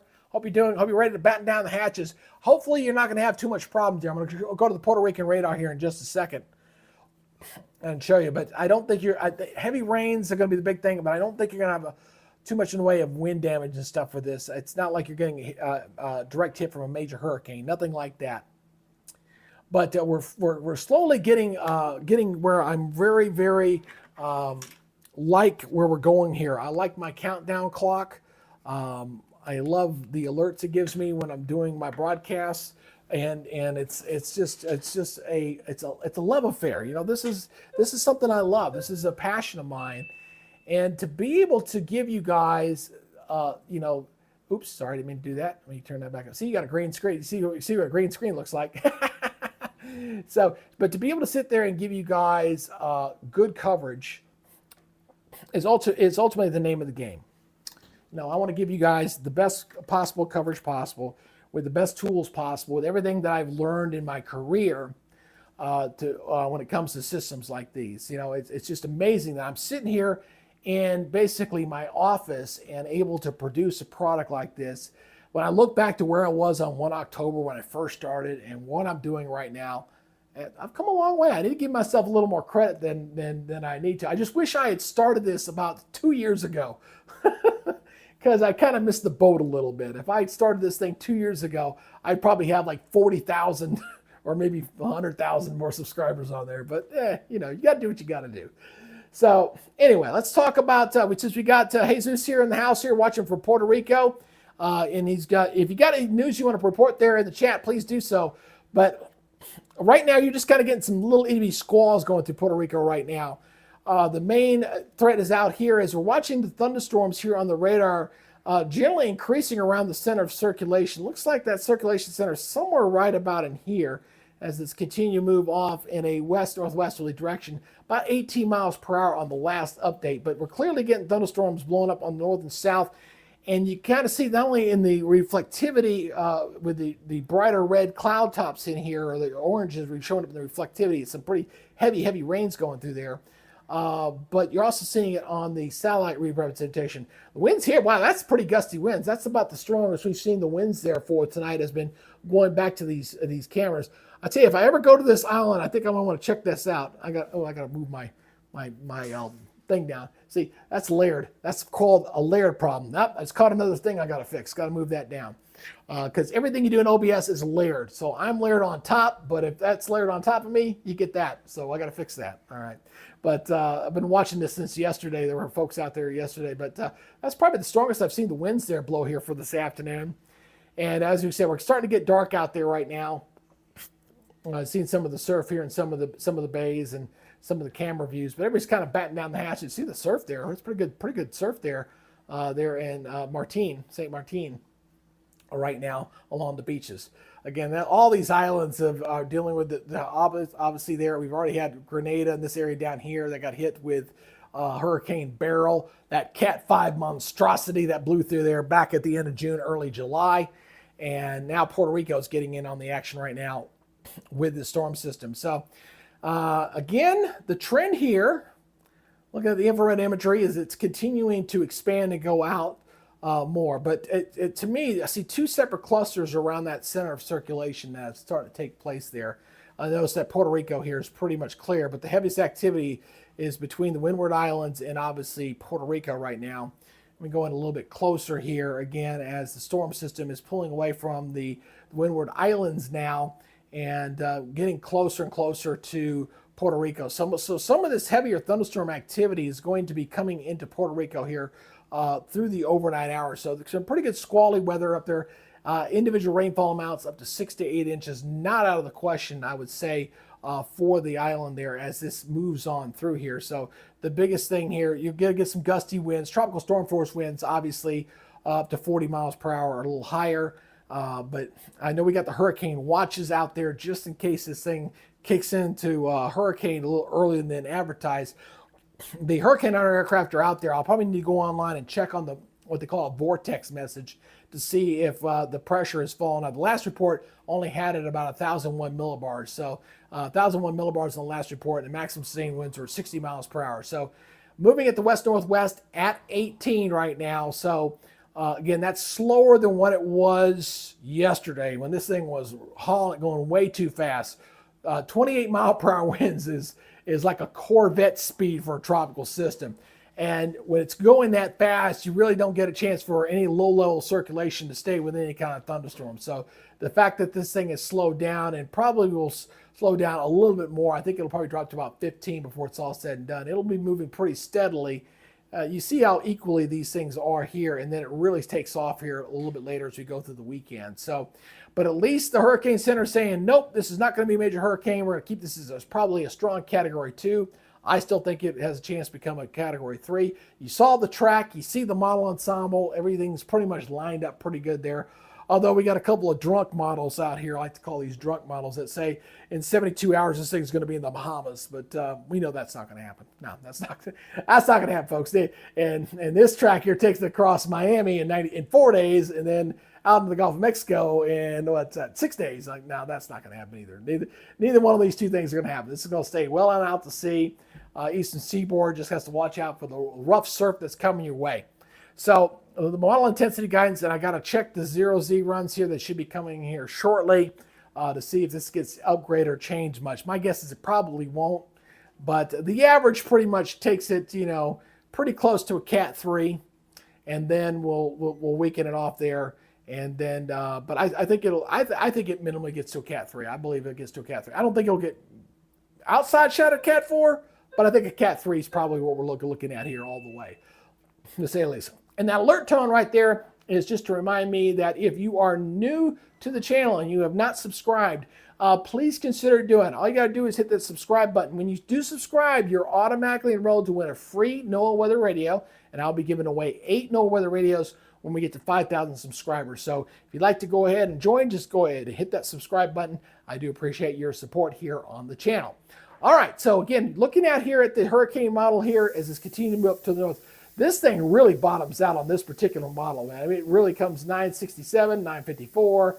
It comes up a little bit, and then it really bottoms out 938. I mean, that's quite low, to say the least. It looks like what the model's showing here is also, what I'm noticing here, is a couple of eye replacement cycles, which is traditional. You'll see it go through one and to reorganize. And when it finally forms an eye, that's going to be critical too. How big is that eye?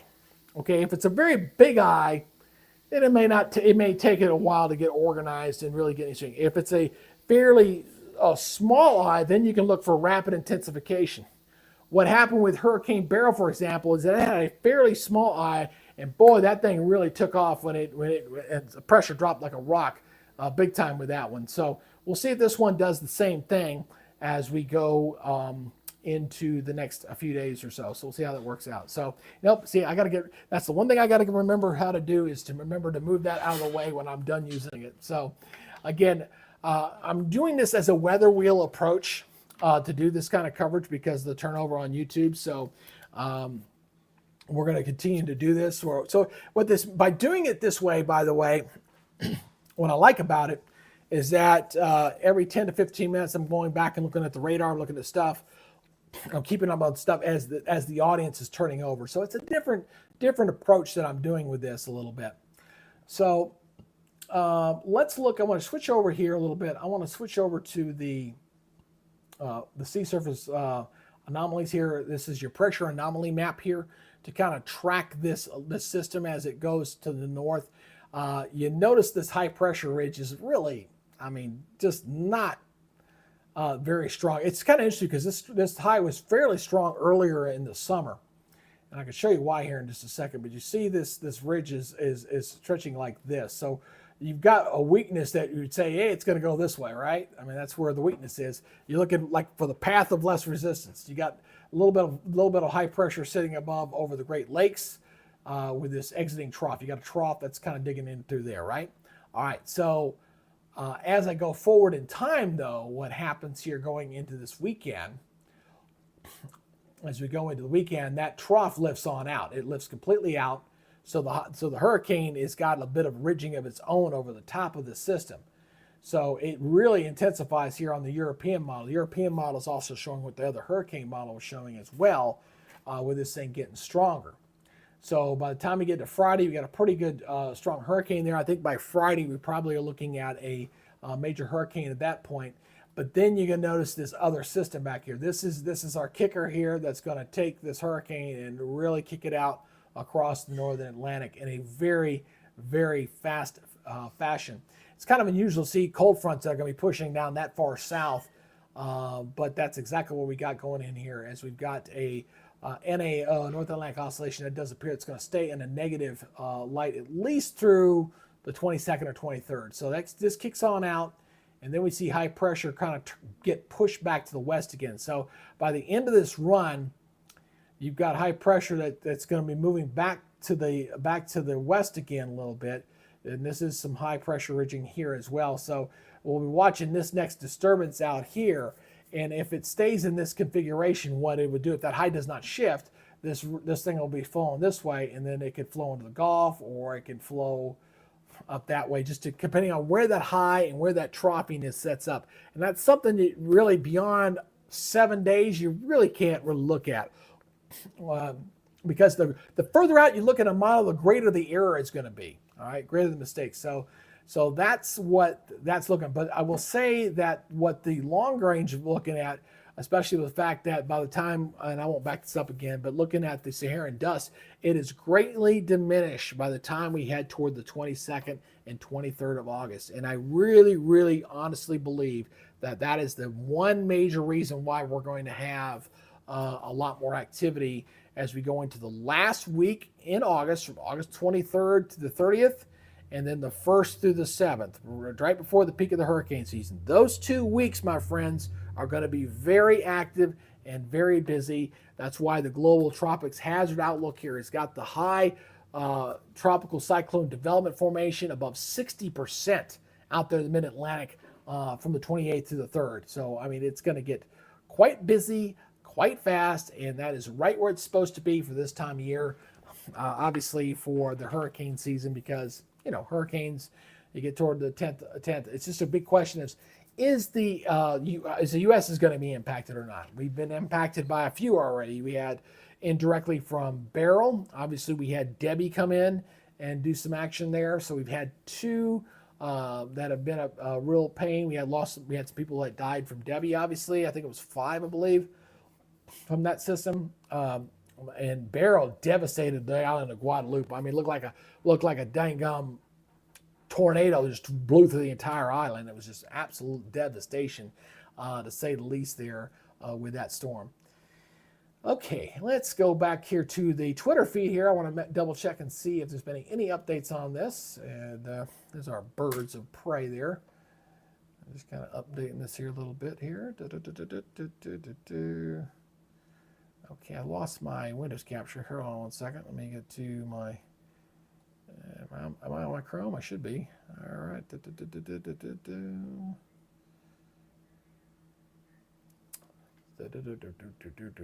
For some reason, my thing's frozen. I have to come back to that. Not sure why that's frozen.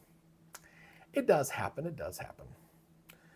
So anyway, hey, if you're new to the channel, if you got any questions, please don't hesitate to drop them down below. We've had some folks from Puerto Rico check in here from tonight. Jesus, is that Burgos? I hope I said that right. Checked in here and let us know that they got some heavy rains and some stuff going on in Puerto Rico. Not too bad there yet, but we're going to see activity go downhill here, therefore, tonight with some pretty heavy rains. The main issue, some flooding possible. The power grid there in Puerto Rico is obviously not the best. They've had a lot of problems with their grid over the years. So to see what that's going to do is I think it'll be okay. I really don't. If this thing was like a major hurricane getting that close to the coastline, then I'd worry about it. But I don't see that being the case here for the system, as it's going to stay just off toward the north and east. This is the latest radar Omega here a little bit. I want to do a little bit of analysis here on this. I want to check some of the winds out here. Let's look over to velocity mode here and see what the winds are showing up out here, just to kind of check and see out here. And I see 55, 55, 58, 60. There's some 60-mile-per-hour winds there. So I'm just kind of scanning some of the winds out here. So nothing near the center of circulation. Looks like the higher winds are all kind of away. So we clearly saw the 60. There's a 60. I saw a 60-mile-per-hour wind there up that way already. So that kind of goes in line with what we're seeing with the actual report from the Hurricane Center there as well with that system. So, what does this thing do? Hold on, I got to get off this graphic real quick. Get out there real quick. My radar Omega did something kind of funky on me real quick, so I need to minimize that. There we go. I gotta be able to look at my other stuff while I'm looking. So anyway, that is what we're seeing right now. Let me put this back into motion again for you. As when this thing gets further off to I think what we're going to see here is once this storm system, once the center gets, say, right in here, we should be able to see just about all the main components of the storm. We're kind of sort of getting it. At center of circulation looks like it's, I don't know, maybe right about there. It's hard. I'm just kind of eyeballing it. It's kind of hard there when you don't have a true like center of circulation eye, especially when you got a storm that's going through transition. That's what we're kind of seeing right now with this storm. The winds, I'm gonna look at some of these buoys out here. That one does not show any data there. This one shows 25-mile-per-hour winds, pressure 29.65. So sea surface temperature 86 degrees. Ouch. I had checked that earlier. Oh man, that is some bathwater there. That is some bathwater, and I think that's one of the concerns when you're talking about a tropical system. I was just looking at the buoy. That buoy right there shows water temperature. It's fairly shallow in here, and so you got water temperature 86 degrees. That's some bathwater right there, man. So you got a organizing tropical system here that's moving up this way. That'll be moving into that region where the water temperature is sitting at 86 degrees. I mean, that's really, really warm to say the least. But so you got these little showers that are kind of coming through Puerto Rico right now. This is not too bad. You can handle this. This is not. But as the storm system gets up this way, and as it continues to organize, you're on the left side of the storm. I know, Jesus, you're watching it from Puerto Rico. This is the side you want to be on. Traditionally, it's everything on the right side of that center of circulation this way, where you're going to see the most intense rains, the most storm surge. Anything a storm surge, not going to be a problem for Puerto Rico. You'll get a little bit of some heavy wave action here on the north face of the island. Shouldn't be a big problem there. So, but the rain threat, I think, is going to be isolated up to 8 maybe. But I think 4 to 6 generally with some of these squalls, especially as this thing gets up there. So we're expecting it by tomorrow morning to be a Category 1 hurricane. So that's what we're expecting toward tomorrow morning. All right, let's go ahead and take a look at the conditions out here. These flags were looking pretty good. It's got pretty good breeze there picking up across the West Indies. They've definitely been increasing here through the afternoon as I've been kind of watching the various cameras here across the Caribbean. San Martin had some pretty good video coming out of there. It looks like some rain starting to fall there in St. John there as well. So I need to move this arrow. I just noticed something else I got to do. See, that's a layer problem. I got to move this this bar further down on my OBS software. So note to self, got to fix that. So the conditions out here will be squally, breezy, windy, bad beach day, but by tomorrow afternoon, all the tourists are going to be going back out to the beach. So all these areas in here, they've already, Anguilla and Barbados have already put the all clear out there. Saw that on Twitter a little while ago. So things are looking a little bit better there. Let's look at the latest satellite imagery here at 7:15 Eastern Daylight Time. We got about another 30 minutes before we have the new update from the National Hurricane Center, as we're getting the blowup of thunderstorms here across the center of circulation. Two separate blobs here, really, trying to form around that center of circulation. As it's a fairly average-sized storm, not a look like something that's going to be a beast. It also doesn't appear to be a small one. Got another tropical wave out here about halfway through. This one's not forecast to do anything. This one, at least eyeballing, it looks like a pretty strong wave coming off the coast. But right now, none of the models are doing anything with it. But we'll watch it. We'll see how it goes. I know with the Saharan dust that's still lingering out there, this thing's probably going to weaken. But that's a pretty strong tropical wave coming off the African coast to watch after this one moves on out. So I'll be watching this one over the next couple of days to see if that one becomes a bit of a problem a little bit later. So here's a little bit closer perspective here on the hybrid infrared. We're kind of going from day to night here as we make that transition.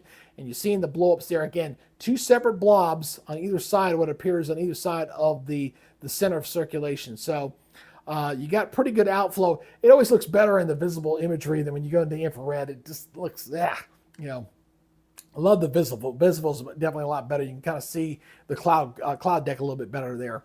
But clearly got good inflow at the surface, good outflow aloft.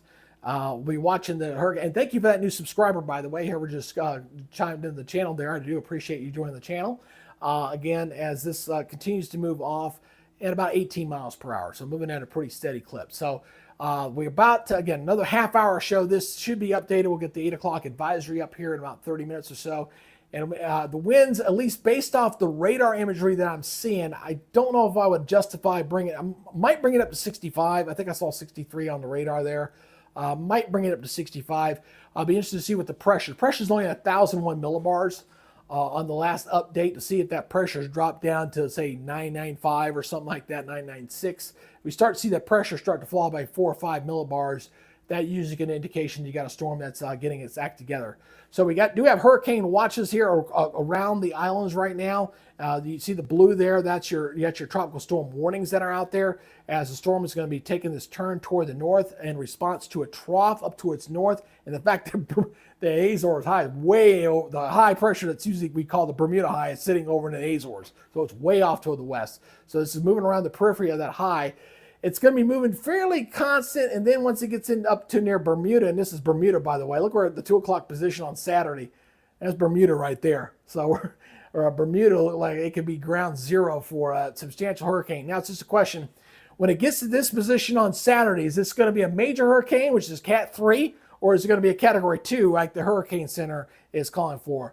I'm going to call it. I'm going to say I think we got a major hurricane. I think we're going to have a Cat 3 or above by the time we get up to this position. As I'm just looking at the water dynamics out here, I'm looking at the overall environment out there, and I also know historically when it comes to these kind of storms, we tend to underestimate its strength. That's just the nature of the beast. I'm not saying they're wrong, because they could be right, but I think it's greater than 50% chance that we will see a major hurricane up here later in the week. So here's our track again. Again, this is your ensemble tracks, your 18Z. 0Z is just coming in, so we'll get this updated here hopefully the next couple hours. A couple outliers here saying, hey, it's heading to Florida. No, it's not. Don't worry about it. This is not going this way. This is going to make this turn right up this way, and it'll slow down a little bit. Again, I think when it gets into this position, pretty close to Bermuda, folks, I think we're going to be seeing a Category 3 hurricane at that time. Now, here is your model intensity guidance here. Again, as we're going to strengthen this thing up, we're going to get a Cat 2. We know that's going to happen. Officially, it's 110 mile per hour winds. 115 is your Cat 3. And you got a few miles taking to Cat 3, one going up here to Cat 4. So it's possible we could see Cat 3 or 4. And the bigger the storm, the bigger the slosh effect out in the Atlantic and rough seas potentially up and down the eastern seaboard. That alert tone is there just to remind me that, hey, if you have not subscribed to the channel, please consider it. It'd be an honor and a pleasure to have you on board here. This is kind of my first real test bed between using going to the wall and sitting down and kind of going back and forth here and kind of working out some of the bells and kinks there. If there's something you'd like to see added, please put it in the chat and tell me where you're from. I like to acknowledge everybody as best I can. Go ahead and put it in the chat. Let us know where you're from. And give me a thumbs up before you leave. Folks kind of turn over. They kind of come in and come out. Helps with the YouTube algorithm. When you're a small channel like we are here and trying to give the best product we can, we need to add to that number as much as we can, because without it, we're up against that YouTube algorithm. And boy, I'm telling you, that thing's a beast. It is a beast. And this right here, speaking of beast, that's what you call a transition. This is what you call a beast here. When you see a pressure that drops down to 938 millibars, yeah, that's a beast. This particular hurricane model, the HAFS here, is really strengthening this thing to definitely Cat 3, and even maybe suggesting maybe it gets to Cat 4. We'll see how that works out, but it definitely is going to go northward. And thank you for that new subscriber. I like to, every time I see that number roll up, I want to say thank you to everybody. It's just common courtesy, right? And thank you. Appreciate it. So as this thing continues to move up here toward the north, we'll see if this will become the big hurricane that this model is suggesting. Again, as I was saying, from Jersey down to Florida, if anybody's planning to go to the beaches this weekend, just check ahead the beach flag conditions for those areas and make sure that rip currents aren't a problem and the seas are not a problem. I'm sure the surfers are going to be out there up in Wrightsville Beach and near the Carolinas if we get a big hurricane out here. But the rip currents could be a problem. Wave action could be a problem along the eastern seaboard if this thing becomes a potential monster. So just keep that in mind, to say the least. All right, let's see. Did I bring that down again? Nope, I did not. This is something I'm learning how to do. So what I have done here, folks, is that I've created this this camera using both my cameras to be able to sit there and to go back and forth. And what I got to remind myself is before I come off this graphic, when I'm doing this weather wheel, I got to take it back. So when I come back to it, I'm back okay with it. So, but again, you got to get used to doing something, because I'm not used to doing it this way. This is something new for me. So let's switch over to the American GFS model. We've been talking about the European model. We've been using that one a lot. So let me switch over to the American GFS model. We'll do a comparison here with the, we've been showing the European model a lot.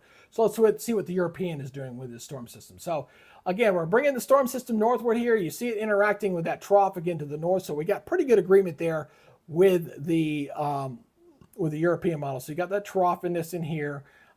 And you got this is our hurricane, obviously, at that point, coming up that way. So let me clear that out, and we get to my smaller size. That's a little bit too big. Yeah, there we go. Let's make sure it's a little bit better there. So again, watch that timestamp in your upper right-hand corner as this comes northward. Again, that trough weakens out. It's going around that periphery of the high, and then it kind of wobbles back to the east. So it's kind of going north and south, kind of wobbling back and forth there, kind of snaking its way northward. And then it's waiting for that next trough to kind of catch up with it. Now, this one here is a little bit different, as that it looks like it goes much further north than what the European model is showing. This looks like it actually clips into Newfoundland before it kind of gets kicked off much further north than what the European model is showing. So that's one difference that I'm seeing there with that, is this thing kicks off and then moves on out. So it's a little bit further to the west, I would say, before it kind of gets shunts off and then kind of heads up into the North Atlantic. And then we'll see what happens with this activity here off the African coast. You kind of see right there, pretty good wave action here coming off the African coast. We'll see if that will hold true or not. But the one thing I will say, in the European, this is the 18Z run here. As I take this one out, this one goes out further than 10 days. This one goes out to 384 hours. It is not showing anything developing straight out through August the 29th. Now, the one thing I do see changing with the high pressure ridge is that the high pressure ridge does appear to start shifting back to the west again. So the high pressure ridge, at least looking at the long range model here, starts to influence the ridge here.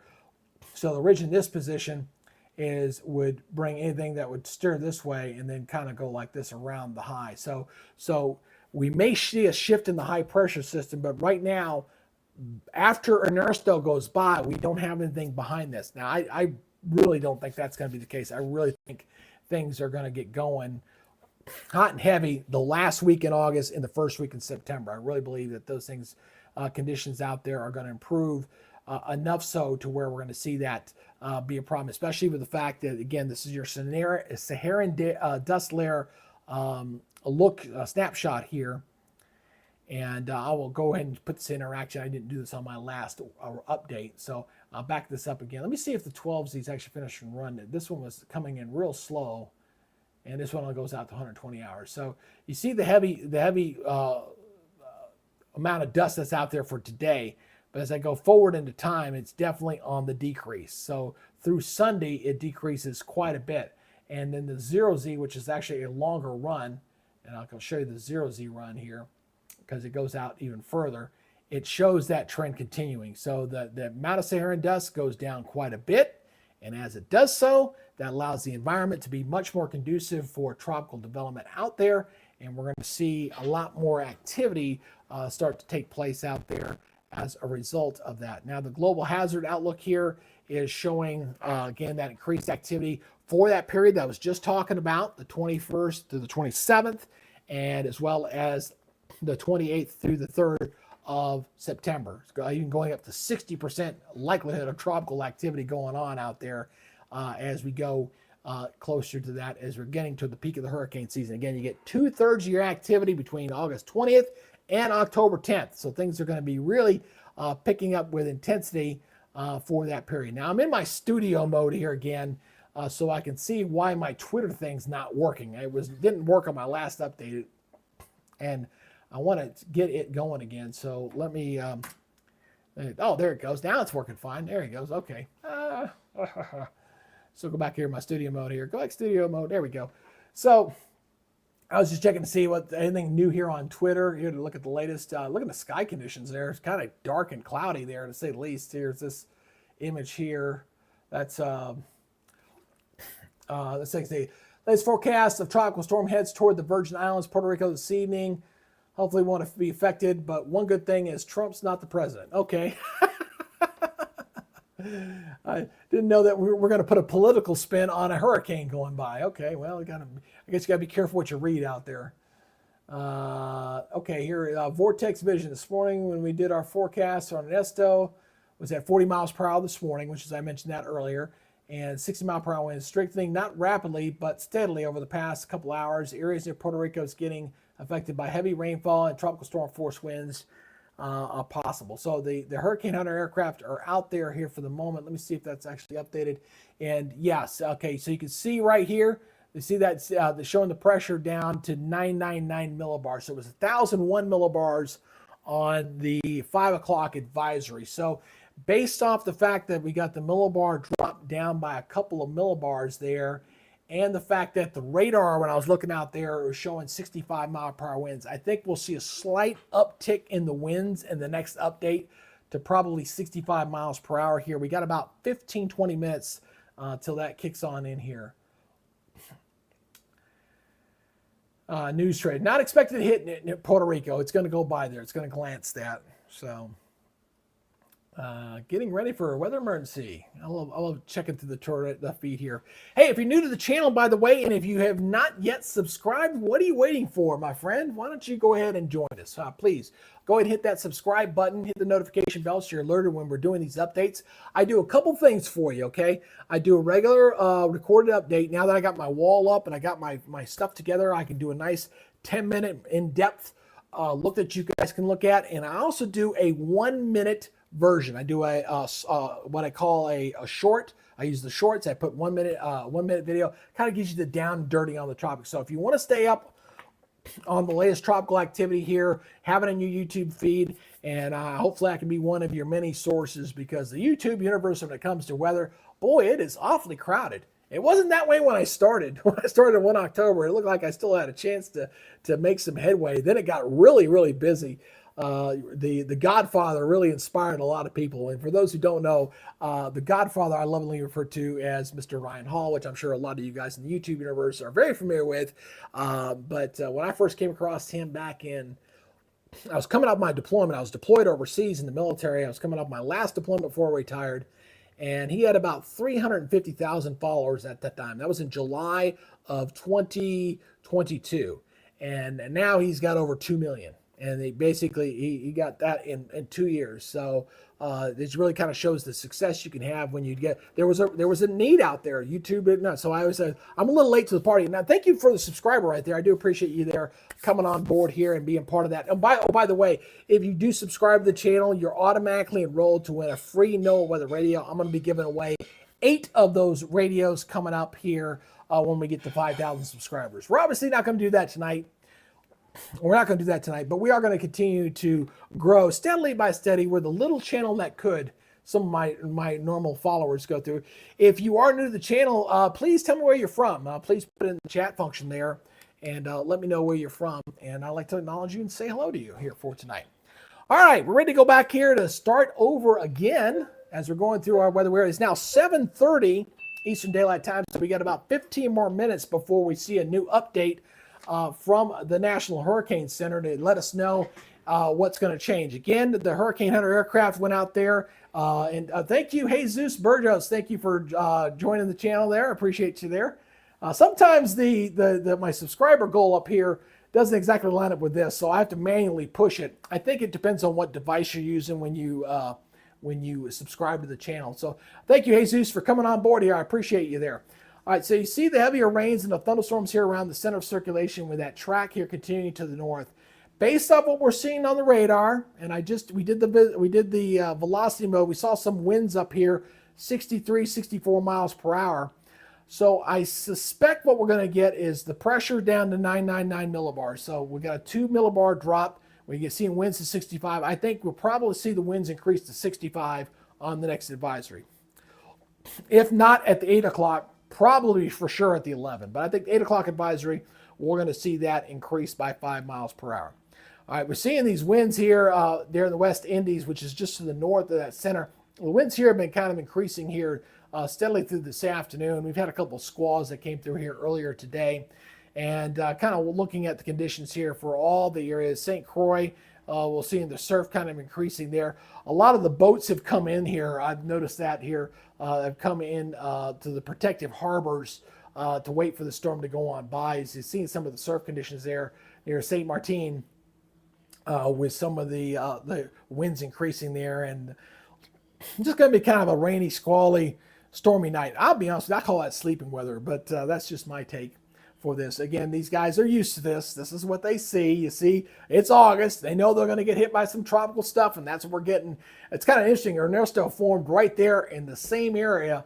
You see that 70 up there? That is 70 named storms in that area over the last 100 years. So I guess we can call it 71, right? As that is moving into that area right now. So, getting the updated image here on the infrared imagery.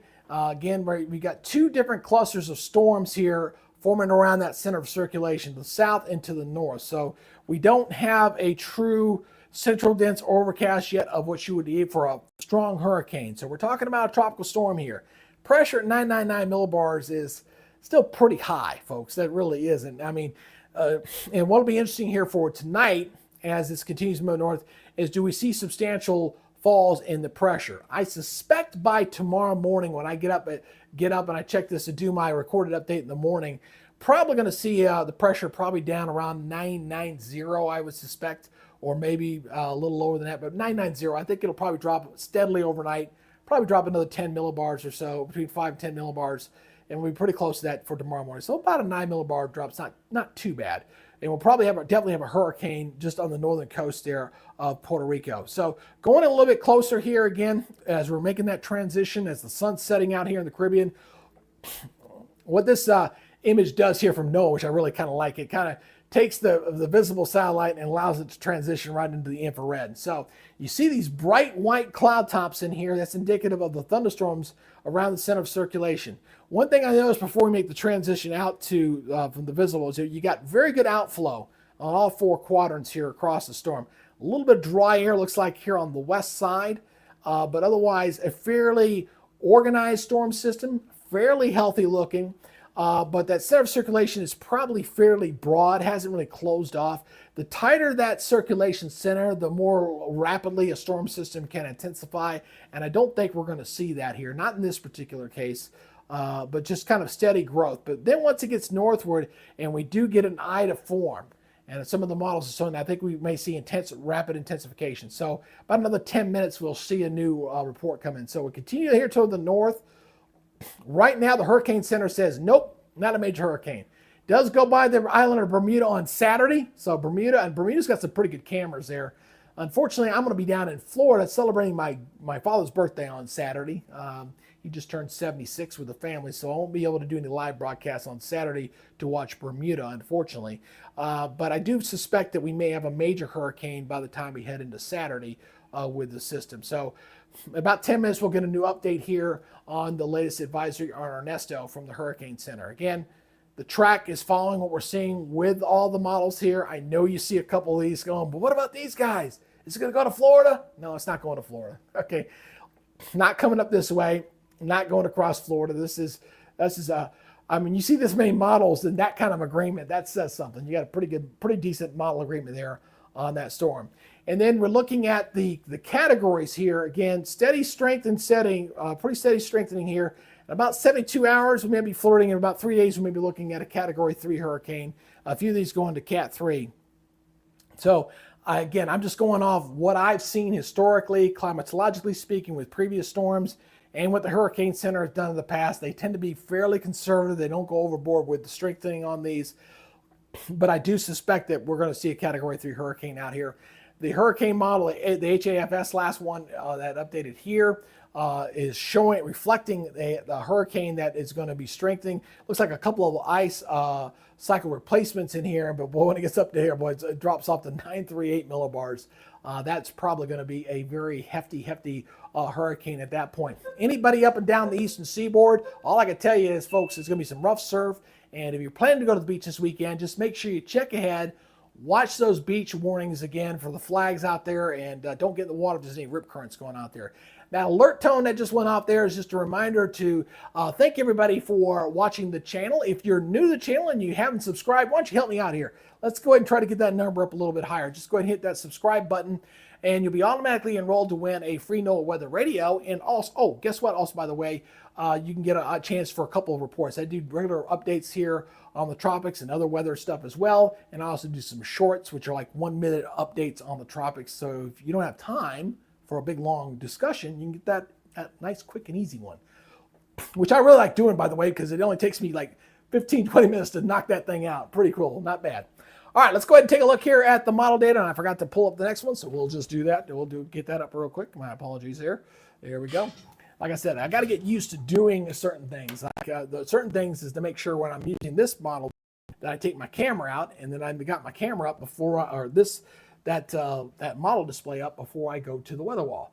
All right, I want to go back here to let's check a couple of different models here. Let's look at a couple. We'll look at a different couple of hurricane models here.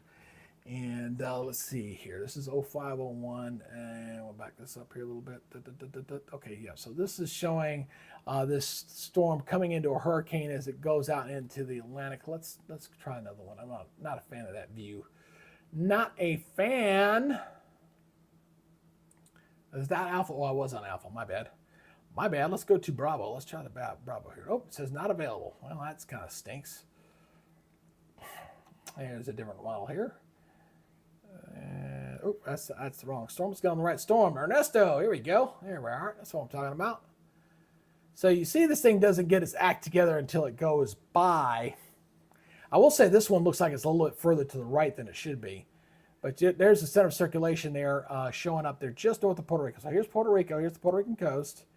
Here's our storm system. There's the center of circulation right there. This is where your higher winds are going to be, right over on this side of the storm, always on the right side. So there'll be some surge or some heavy winds on the left side of that storm. But again, everything that's the most intense part of the storm is always going to be on the right side of a hurricane, okay? Or right side of any kind of tropical system. So this thing, we'll take this out to see what this thing does with it. You can see the wind field really picks up very nicely on this thing. Very nice indeed. showing winds going here quite substantially, and we get a nice healthy eye. Look at that thing. Wow. Now that right there, my friend, we're looking at Thursday afternoon on this particular model, that is a good central dense overcast. So when I talk about a CDO, that's what I'm talking about. You got that donut hole right in the middle. This is where all your hurricane force winds are lined up right in there.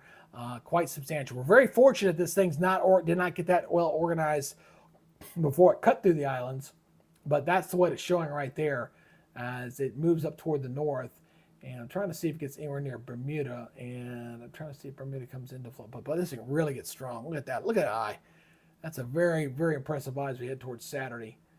And there, okay, there's Bermuda. So there's Bermuda right there. So this model here is taking it to the east of Bermuda. So this is a bit of an easterly solution here. Here's Bermuda sitting right over here, and the eye is well away from there. So just tropical storm force winds there in Bermuda if this model was to verify. But again, you got a couple of different models there to look at as this goes on by. And but that's a very strong hurricane coming up from the south away from Bermuda.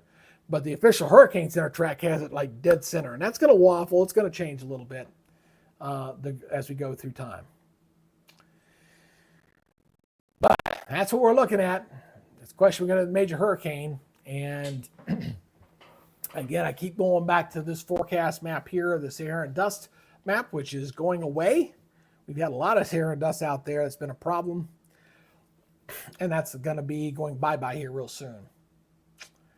So not bad. Not bad, not bad, not bad. Like I said, I'm getting used to doing things. I'm getting used to doing things. And again, I appreciate everybody checking out the views here for tonight. We've had about 250. That's not too bad for a little channel doing updates. If you guys are new to the channel, please tell me where you're from. If you don't mind going into the chat and just kind of getting your phone out there and just kind of tell where you're from, and I appreciate that.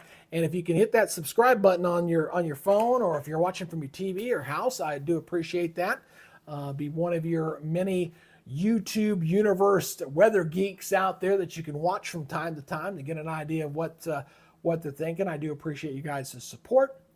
And we'll go check out the YouTube feed here next and see if there's been any changes there on that front. So let me go check that out real quick. Go back over to my Twitter feed. I like to kind of check and see if there's been anything updating here. Let me scroll back at the top. And I got a few things come out here. So, all right. See, powerful hurricane. It skirts Puerto Rico. Not really going to be powerful. I mean, right now you're going to see some gusts and squalls to Puerto Rico there. Jesus, again, some pretty decent rains, but I'm not expecting anything out there right now. Yeah, there's something out here. Kevin here was talking about. He's talking about which area proved close to the center of tropical nuances. See, he's got A, B, and C, the clusters of storms. Again, which one is going to be dominant? It can have an impact on the development of where the center of circulation is going to be. Because it'll typically drift to where the strongest thunderstorms are. And wherever that center sets up, it can really adjust the track, especially to north, south, east, west. It really can have an impact. So watching to see how these thunderstorms in this area form here for Darn, going to be sick. You see A, B, C, these different clusters of storms. So that's something to watch very closely tonight. So it's a good thing that I pulled that up. Again, you see that track that's going to take it very close to Bermuda with the hurricane force, tropical force winds blowing right through there, and definitely getting up toward Bermuda a little bit later in the week, to say the least.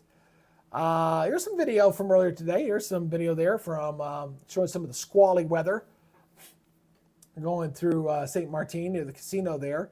See some of those outer squalls come through there. I think this is a nice little feature. Don't you think it's a good idea? I really like adding the Twitter feed here to kind of scroll through here and kind of see what's going on when these storms. So you can imagine having a landfalling hurricane. We can go ahead and pull up the Twitter feed and kind of see what's going on here. The X feed, I'm sorry. I'll still call it Twitter. It's just what I'm kind of used to here. So kind of going through here and watching these little links here and see if there's anything of any significance kind of coming on here. Oh, your classes were canceled. Don't you hate when they cancel classes for a storm? I hate that. But this is really not that bad. Really not that bad. All right. All right. Coming up on the 45, let me check something here real quick here. Let me go back to that real quick. Let me get off this site. I got to clear that out. Let me go back over here. And I'm going to check and see we're close enough. We're at 7:44. The Hurricane Center, sometimes they will post their stuff about 15 minutes before the top of the hour. So I'm just kind of seeing if they've got, it'll be any minute now we'll have a new update. So before I go kicking off to the weather wall doing stuff, I want to make sure we don't have a new update here, which usually comes in here pretty much at the top of the hour. Let me do one thing here. I'm going to go to my studio mode here so I can fool around with this other one. What I'm going to do is I want to pull up my Hurricane Center thing, and I want to make sure it's updating. So what I'm going to do is I'm going to put it into refresh mode. And sometimes this will kick out on its own, but sometimes it doesn't. So sometimes you gotta tell it, hey, we want you to refresh and go out there and give me the latest and greatest on the position. So that's what I'm looking for. We're at 7:45 right now, so just waiting to check and to see if this new position comes in. We were looking at the radar here a minute ago. Well, I guess while we're waiting here a little bit, let me go back over to the radar here. As we were seeing some of the wind conditions out here, and I'll go back over to velocity mode here, and I'll kind of show you this a little again.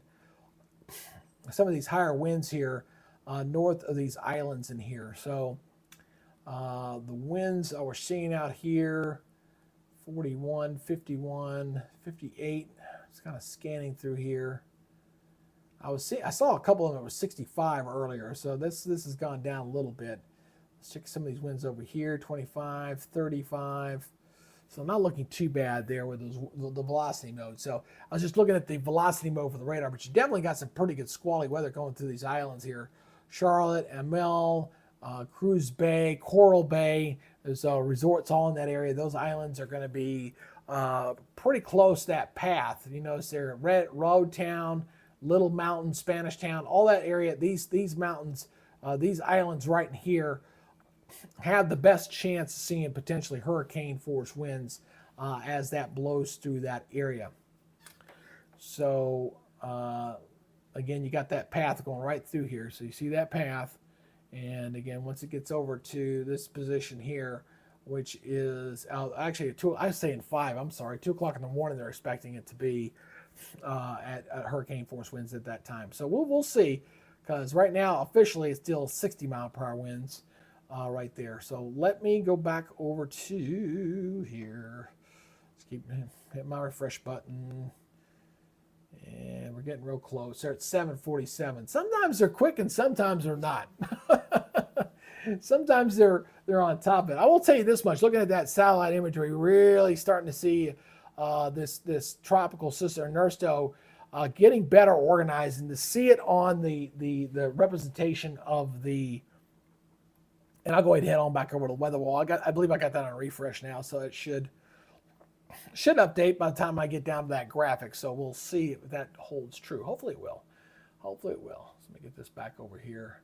I'm going to switch this back, my thing back over here to the hurricane graphics here. So bear with me for a second. Oops. Kind of doing a reset of my graphics here.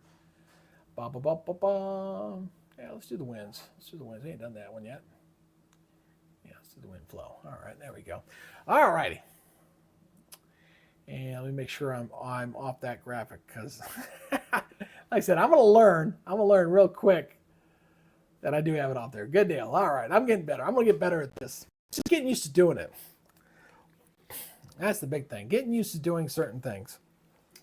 So here we are at 7:48. We're coming up here on the top of the hour. We're getting really close to getting a new update here from the Hurricane Center. So we will get that going here shortly, and we'll see if they up the winds here. I'm suspecting that it'll bring the winds up to 65 miles per hour, as the pressure has dropped a couple of millibars from the earlier reading, which was 1,001, and we're down 99. So here's our center of circulation here. We're starting to see this thing The radar signature start to grow a little bit, starting to envelop a little bit. We're still pretty good, probably about 100 miles or so here from the radar site here. Seeing some of these squalls here coming around that center of circulation here, just brief little heavy rains, maybe little brief gusty winds here. Seeing 17 mile per hour winds, 10, 15, 16, 22 there. So we're starting to see the winds come up a little bit, especially on these islands through there as that center gets closer to. And thank you for that new subscriber, by the way. I appreciate that. I always love to add a new subscriber here to the channel. All right, so let's go ahead and take a look at, again, the windy conditions here across the British West Indies. This has been kind of increasing here. Notice the surf's also coming up a little bit here as well compared to what we were looking at about 15 minutes ago. So the wind's definitely increasing here as well as across the islands. You see the surf kind of kicking up there. A lot of the boats are in protective bays. You're seeing some of the rains there coming down into St. John. The camera frozen there for a second, but we're starting to get some squally weather there through St. John right now with some of the winds there. You see some of the boats here across the cottages by the sea in St. Croix, also kind of taking shelter, getting out of the rough seas as this tropical storm, soon to be hurricane, kind of blows through the area. Again, they're something they're used to. It's that time of year. I darn sure wouldn't be going on a cruise or going on vacation anywhere near this area in August. I'll go do it in January. Absolutely. I'll go in January, February, but I'm definitely not doing it this time of year because you just see how busy things get out here for this time of year. All right, let's look at the latest satellite imagery here on this thing. Again, as we were talking about the clusters of storms, and really that can have an impact on where that center of circulation is going to form with the system as it moves up here toward the north. So Puerto Rico, again, is going to be on the left side of the center of circulation. So that's the good news there. So Jesus, I know you're watching from Puerto Rico. Again, that's the good news. Bad news is you're still going to see some squally weather. You're still going to get probably some tropical storm force gusts through there, as well as maybe some mudslides, but the rainfall amounts 6 to 8 on the top end, but I think 4 to 6 for the most part. Most of the rains are going to be over these islands that are offshore, as I showed you there on the radar signature. Different perspective kind of loading in here again as we say goodbye to the sunlight here, as we lose that visible imagery overhead and going over to the infrared. Clearly seeing the thunderstorms. Look at the thunderstorms here on the periphery, really starting to blow up here, and here. So definitely every indication that I'm seeing here on the radar and as well as the satellite imagery is a storm system that is continuing to intensify, and I do suspect that pressure will continue to fall overnight. And I'm very, very interesting when I get up in the morning to see exactly what that pressure is down to at that point, and that center should be somewhere north of Puerto Rico at that time. So again, as you can see this track here, that's going to take it through. We do have the hurricane watches around Puerto Rico and some of the islands around here. You see the blue there, that's your tropical storm warnings that are in effect. Still waiting for that new update to update there. I had this on refresh, so if it would have popped up in there, it would have done so. I just put it on refresh. So when this graphic gets updated, next time I come to it, it should be all there for us right now. So here's our track. Like I said, my best estimate on the next update is the pressure down 99 millibars, maybe 998 millibars, and winds will be probably increased to 65. That's what I'm guessing on that next advisory. We'll see. All right, so we got a couple of these outside tracks that say we're going to Florida. No, you're not. You're not going that way. Ain't going that way. It's going to be going this way. All the model. I mean, what's interesting is that when we were looking at some of the model spreads here, earlier in the week, they were huge. I mean, we had a humongous spread on the models when I was doing my updates earlier in the week. But to see them all in that kind of agreement here, that tight, that's a pretty tight. That's maybe 100 miles across either side there. But the interesting thing about this track is how close is it going to get to the island of Bermuda on Saturday.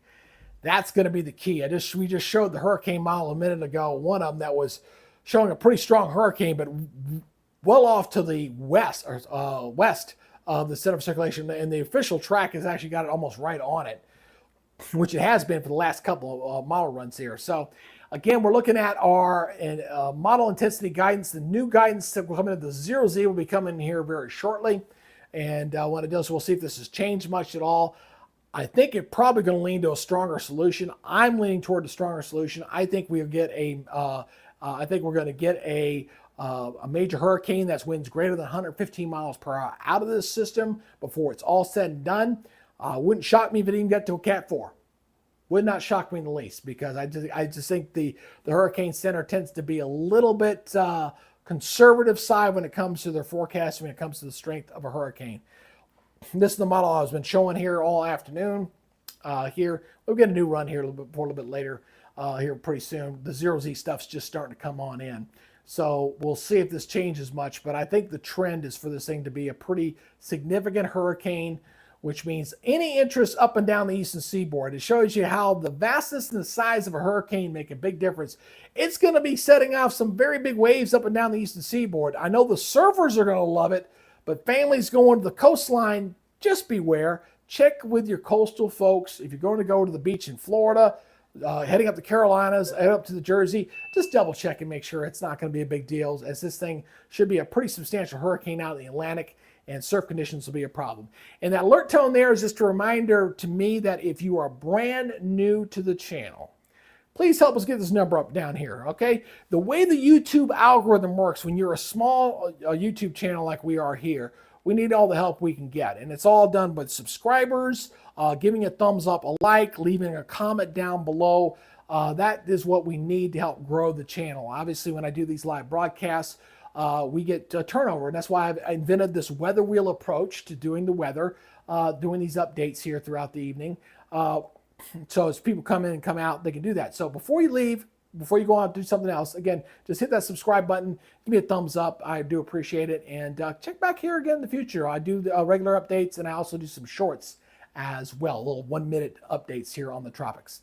All right, let's go ahead and talk about what's going on here. We're going to go look at the wind profile here on the European model here. So we're looking at, again, this is going out to wind speed by tomorrow afternoon. We should be looking at a hurricane at that point. Here's our trough kind of coming down here. Again, you get the Azores high way the heck over there. So again, we'll watch this. This is the wind profile here, and I'm going to go ahead and step you through this here as we go through the next few hours. So let me go ahead and pull my camera back out here so you can see this. Oh, I'm sorry, let's go back over to the right slide. I forgot to put this in and play out mode here. Stand by for a second. I will move that over for you.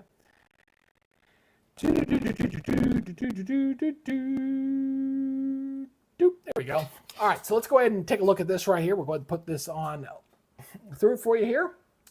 And again, watch that timestamp there in the upper right as you can see this thing really close off. You see a nice little eye on that thing. Very nice there by 6 o'clock on your Thursday there. So we've got a pretty good eye there. We've got a pretty good strong hurricane right through there. Quite a bit. I don't know why that thing's going back over to that. But again, it'll continue to move up in this general direction here. All right, so watch what happens here. Go back over to this. And it kind of wobbles to the right there, and it goes, there's that, there's Bermuda right there. Boom, right there. You see that little speck of dot right there? This little speck of dot right here is Bermuda. That's Bermuda right there, right where I just put that dot, that's Bermuda, just so you can get a reference it. So the European model saying a direct hit on the island of Bermuda. I'll bring this forward again. Right there. Boom. On that would be 10 o'clock Friday night. That's what the European model is saying. European model is saying Bermuda takes a direct hit from what looks like to me with that eyeball right there of a major hurricane, making a direct hit on the island of Bermuda on Friday night. And then this thing will roll up to the north. So this is a 90 mile, this is the latest 18Z run here on the one. So we're looking at late Friday of a major hurricane making a landfall hit, or I don't know if we call it landfall, it's hitting an island, but Bermuda taking a direct hit from a major hurricane, Ernesto, at that time as we go on by. Now let me go ahead and switch this out to the 12Z run here. The 12Z run had it a little bit further to the right. And see how it shifted to the right there a little bit? Yeah, the 12Z, the earlier run had it a little bit further to the west, to the east. So the new 18Z run had it further to the west. So again, I think as this thing gets organized and we get a true, honest to God center of circulation that's well established and we start forming an eye, then the models will get a better idea on the exact track of the system as it continues to move off toward the north. So Again, this thing will move on up, and then you see how quickly it just gets absorbed into the jet stream, and bye, you're out of here. So it gets on out of here as we head into early next week and kicks on out. So that is that. So let's go over here to the Saharan dust layer. While I got you on the Saharan dust layer, I'm going to go ahead and animate this for you again. I want to go ahead and animate this and speed that up a little bit. So that is our Saharan dust layer. And you can see how that thing is going to stay, really be decreasing in activity here over the next 10 days. And that's important because what that means is you're going to have better conditions for tropical activity to form out in the tropics, okay? Quite a bit more stuff out there. All right, so while I was just talking there and I was on that, guess what just came in? Our 8 o'clock advisory. Yes, I have the latest and greatest. 8 o'clock, it's right at 8 o'clock, so let's talk about our new graphic here. Let me make sure this is updated. Stand by for 1 second. And okay, they've not updated their graphics, so I will have to talk over this. I at least got the paper copy of this, so let me go ahead and switch this over here. Stand by here. I will transition this over. There we go. All right, so it just updated. There it goes. Thank you very much. I appreciate that. Go back over to studio mode here. All righty. All right, so here's your 8 o'clock advisory. Just came in hot off the presses as expected, as I was seeing, based off what I was seeing as far as the what the Hurricane Hunter was showing, and as well as what the radar and the satellite imagery. They did increase the winds to 65 miles per hour, as expected. West-northwest at 18. That motion has not changed that much. I do notice here that, at least on the 8 o'clock advisory, they have not changed the strength, because if there's this change in the strength, what it will change is that H would be an M. That means major hurricane. So the fact that it stays as an H tells me that obviously we're not talking about a major hurricane coming in up toward Bermuda at the time. But it's still showing the track pretty close to Bermuda here on Saturday. The European model I showed you actually had it about, 12 hours earlier hitting on there. So just to kind of show you how the differences in the models, this will change a little bit, folks, a little bit.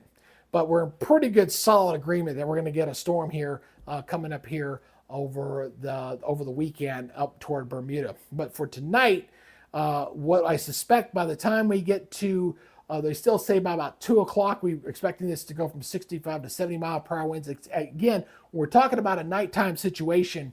That's typically when you will get a storm to possibly strengthen a little bit faster than what we're showing. I'm gonna go back over here to Radar Omega here. Again, looking at the radar imagery. Get my brain working here, and we're definitely seeing a more conducive looking storm here, getting organized. Very squally winds up through here. Although those winds don't look like they've updated much there. That's still showing 12 and 16 there. So I do suspect that's going to come up a little bit more here as we go through the next few hours. So, but Bermuda Puerto Rico is not looking that bad. And thank you for that new subscriber, by the way. And by the way, since you just subscribed to the channel, just to let you know, you have been automatically enrolled to win a free NOAA weather radio. I'm going to give away 8 NOAA weather radios when this thing hits 5,000. So don't know when we'll get there. We've got the goal to try to get there by the end of the year. So hopefully we'll get to 5,000 before the end of the year, and the hurricane season will be a good way to kind of add to that total. So thank you very much. I appreciate that. So again, you're looking at this field here spreading out. The radar signature definitely looking a whole lot better when we first started broadcasting at about 5:30 this afternoon. So we've been going about 2.5 hours here watching this radar signature gradually increase its look and its signature look overall. And definitely been seeing the winds here increasing across the British West Isle Indies, which is just to the north of that center of circulation. So it's been getting windier and windier, probably getting some tropical storm force gusts getting close to that area right now as we speak. And St. John has also been getting some squally weather. You see the camera, they're kind of freezing up there with some of the downpours coming through there right now. St. Croix not looking too bad. And St. Martin, they were looking a little bit active a little bit earlier, but things have gotten better there. But St. John, definitely seeing the conditions going downhill there for this evening at 8:03. Again, they're used to this stuff. This is where the hot and heavy activity comes in for this time of year, going into August and going through the month of September. As we're kind of watching this imagery here, and I'm letting this upload here If it's going to upload, come on, you can do it. There we go. All right, so again, the only thing that I see that might inhibit this thing getting itself totally right is the fact that we're still looking at two different clusters of thunderstorms. Which one's going to be the alpha male? Going to be lovingly referred to that is which one's going to be the alpha male here. So because and the reason why this is important, okay, if the northern one's important, then the eye is going to want to favor going further north. It's going to be attracted to the energy with the thunderstorms. If the southern one takes over, it's going to kind of pull further south for that center of circulation. The center that's trying to get organized can be impacted by the thunderstorm clusters that are being developed around the center of circulation. So that's why that's important as you're kind of watching the signature here on the radar. And it looks like here that we're getting some new thunderstorms starting to form up right near the center of circulation where I suspect it being right about there. So right about there, you're seeing something starting to get organized there right now. So again, this is going to look a lot different, about 8 o'clock tomorrow morning when I'm probably cutting my video up. Before that, I got to go to the VA. I got a VA appointment tomorrow morning early. I got to go to at 8:30. So I'll try to get a new video cut probably around 7:30 or so. But I think in about 12 hours, this is going to look a whole lot different than it looks out there for tonight. So again, there's our latest track. Again, our pressure is down to 999 millibars. I believe it was something like that. No, 998. So it's down 3 millibars from the 5 o'clock advisory. So it's dropped 3. I suspect that will continue to be the trend. Say by the 11 o'clock advisory, probably getting down to 995. The trend will be kind of steady and slow approach. Not a rapid intensification, but just steady intensification here, as we'll expect to have a hurricane by the 2 o'clock advisory. So if it goes steady, we'll have 65 now, we'll have 70 at 11 and 75 at 2. If it holds, if the trend holds with what we're seeing out there right now. Again, the trend takes this up to the north here pretty rapidly. Don't have to worry about that. And then again, we've got the intensity forecast, which again, I'm favoring the stronger one. I think it's going to be a Cat 3, minimum Cat 3, which is 115 mile per hour winds. Would not shock me if it gets something even better than that, but we shall see as we go through time. We'll see if this model here holds true here for tonight. All right, that was it. Okay, I want to get back over here real quick. I want to come back over here again and come back over to my full screen here. Again, I appreciate everybody checking out the channel here for tonight. A lot of lessons learned here for tonight as I'm getting used to using the wall, coming back over here. I do wish I had one more monitor. I need to see if I can do that to put some things up there out of the way. But we're getting there slowly but surely, kind of getting this thing set up the way I like it with my overall look here. Let me turn that a little bit that way. And I do appreciate you guys' support of the channel. If you have not subscribed before I head off for tonight, please do me a favor. Go ahead and hit that subscribe button. And thank you for joining the family. We added about 8 new people tonight. So it's not bad for something that's kind of a test run here and kind of going through things here to get ready for when we get an actual bigger storm coming in to the United States. I don't think it's a question of if it's going to happen. It's a question of when it's going to happen. And I'm telling you folks right now, that window between August 23rd and going into that first week of September 7th, I really think things are going to be hot and heavy. All right, that's going to do it for now. You guys take it easy. I'm going to shut down for the night. I will have another update for you recorded and on the feed ready to go tomorrow morning. Till then, you guys be good. Stay safe, and we'll see you on the next broadcast. Bye, guys.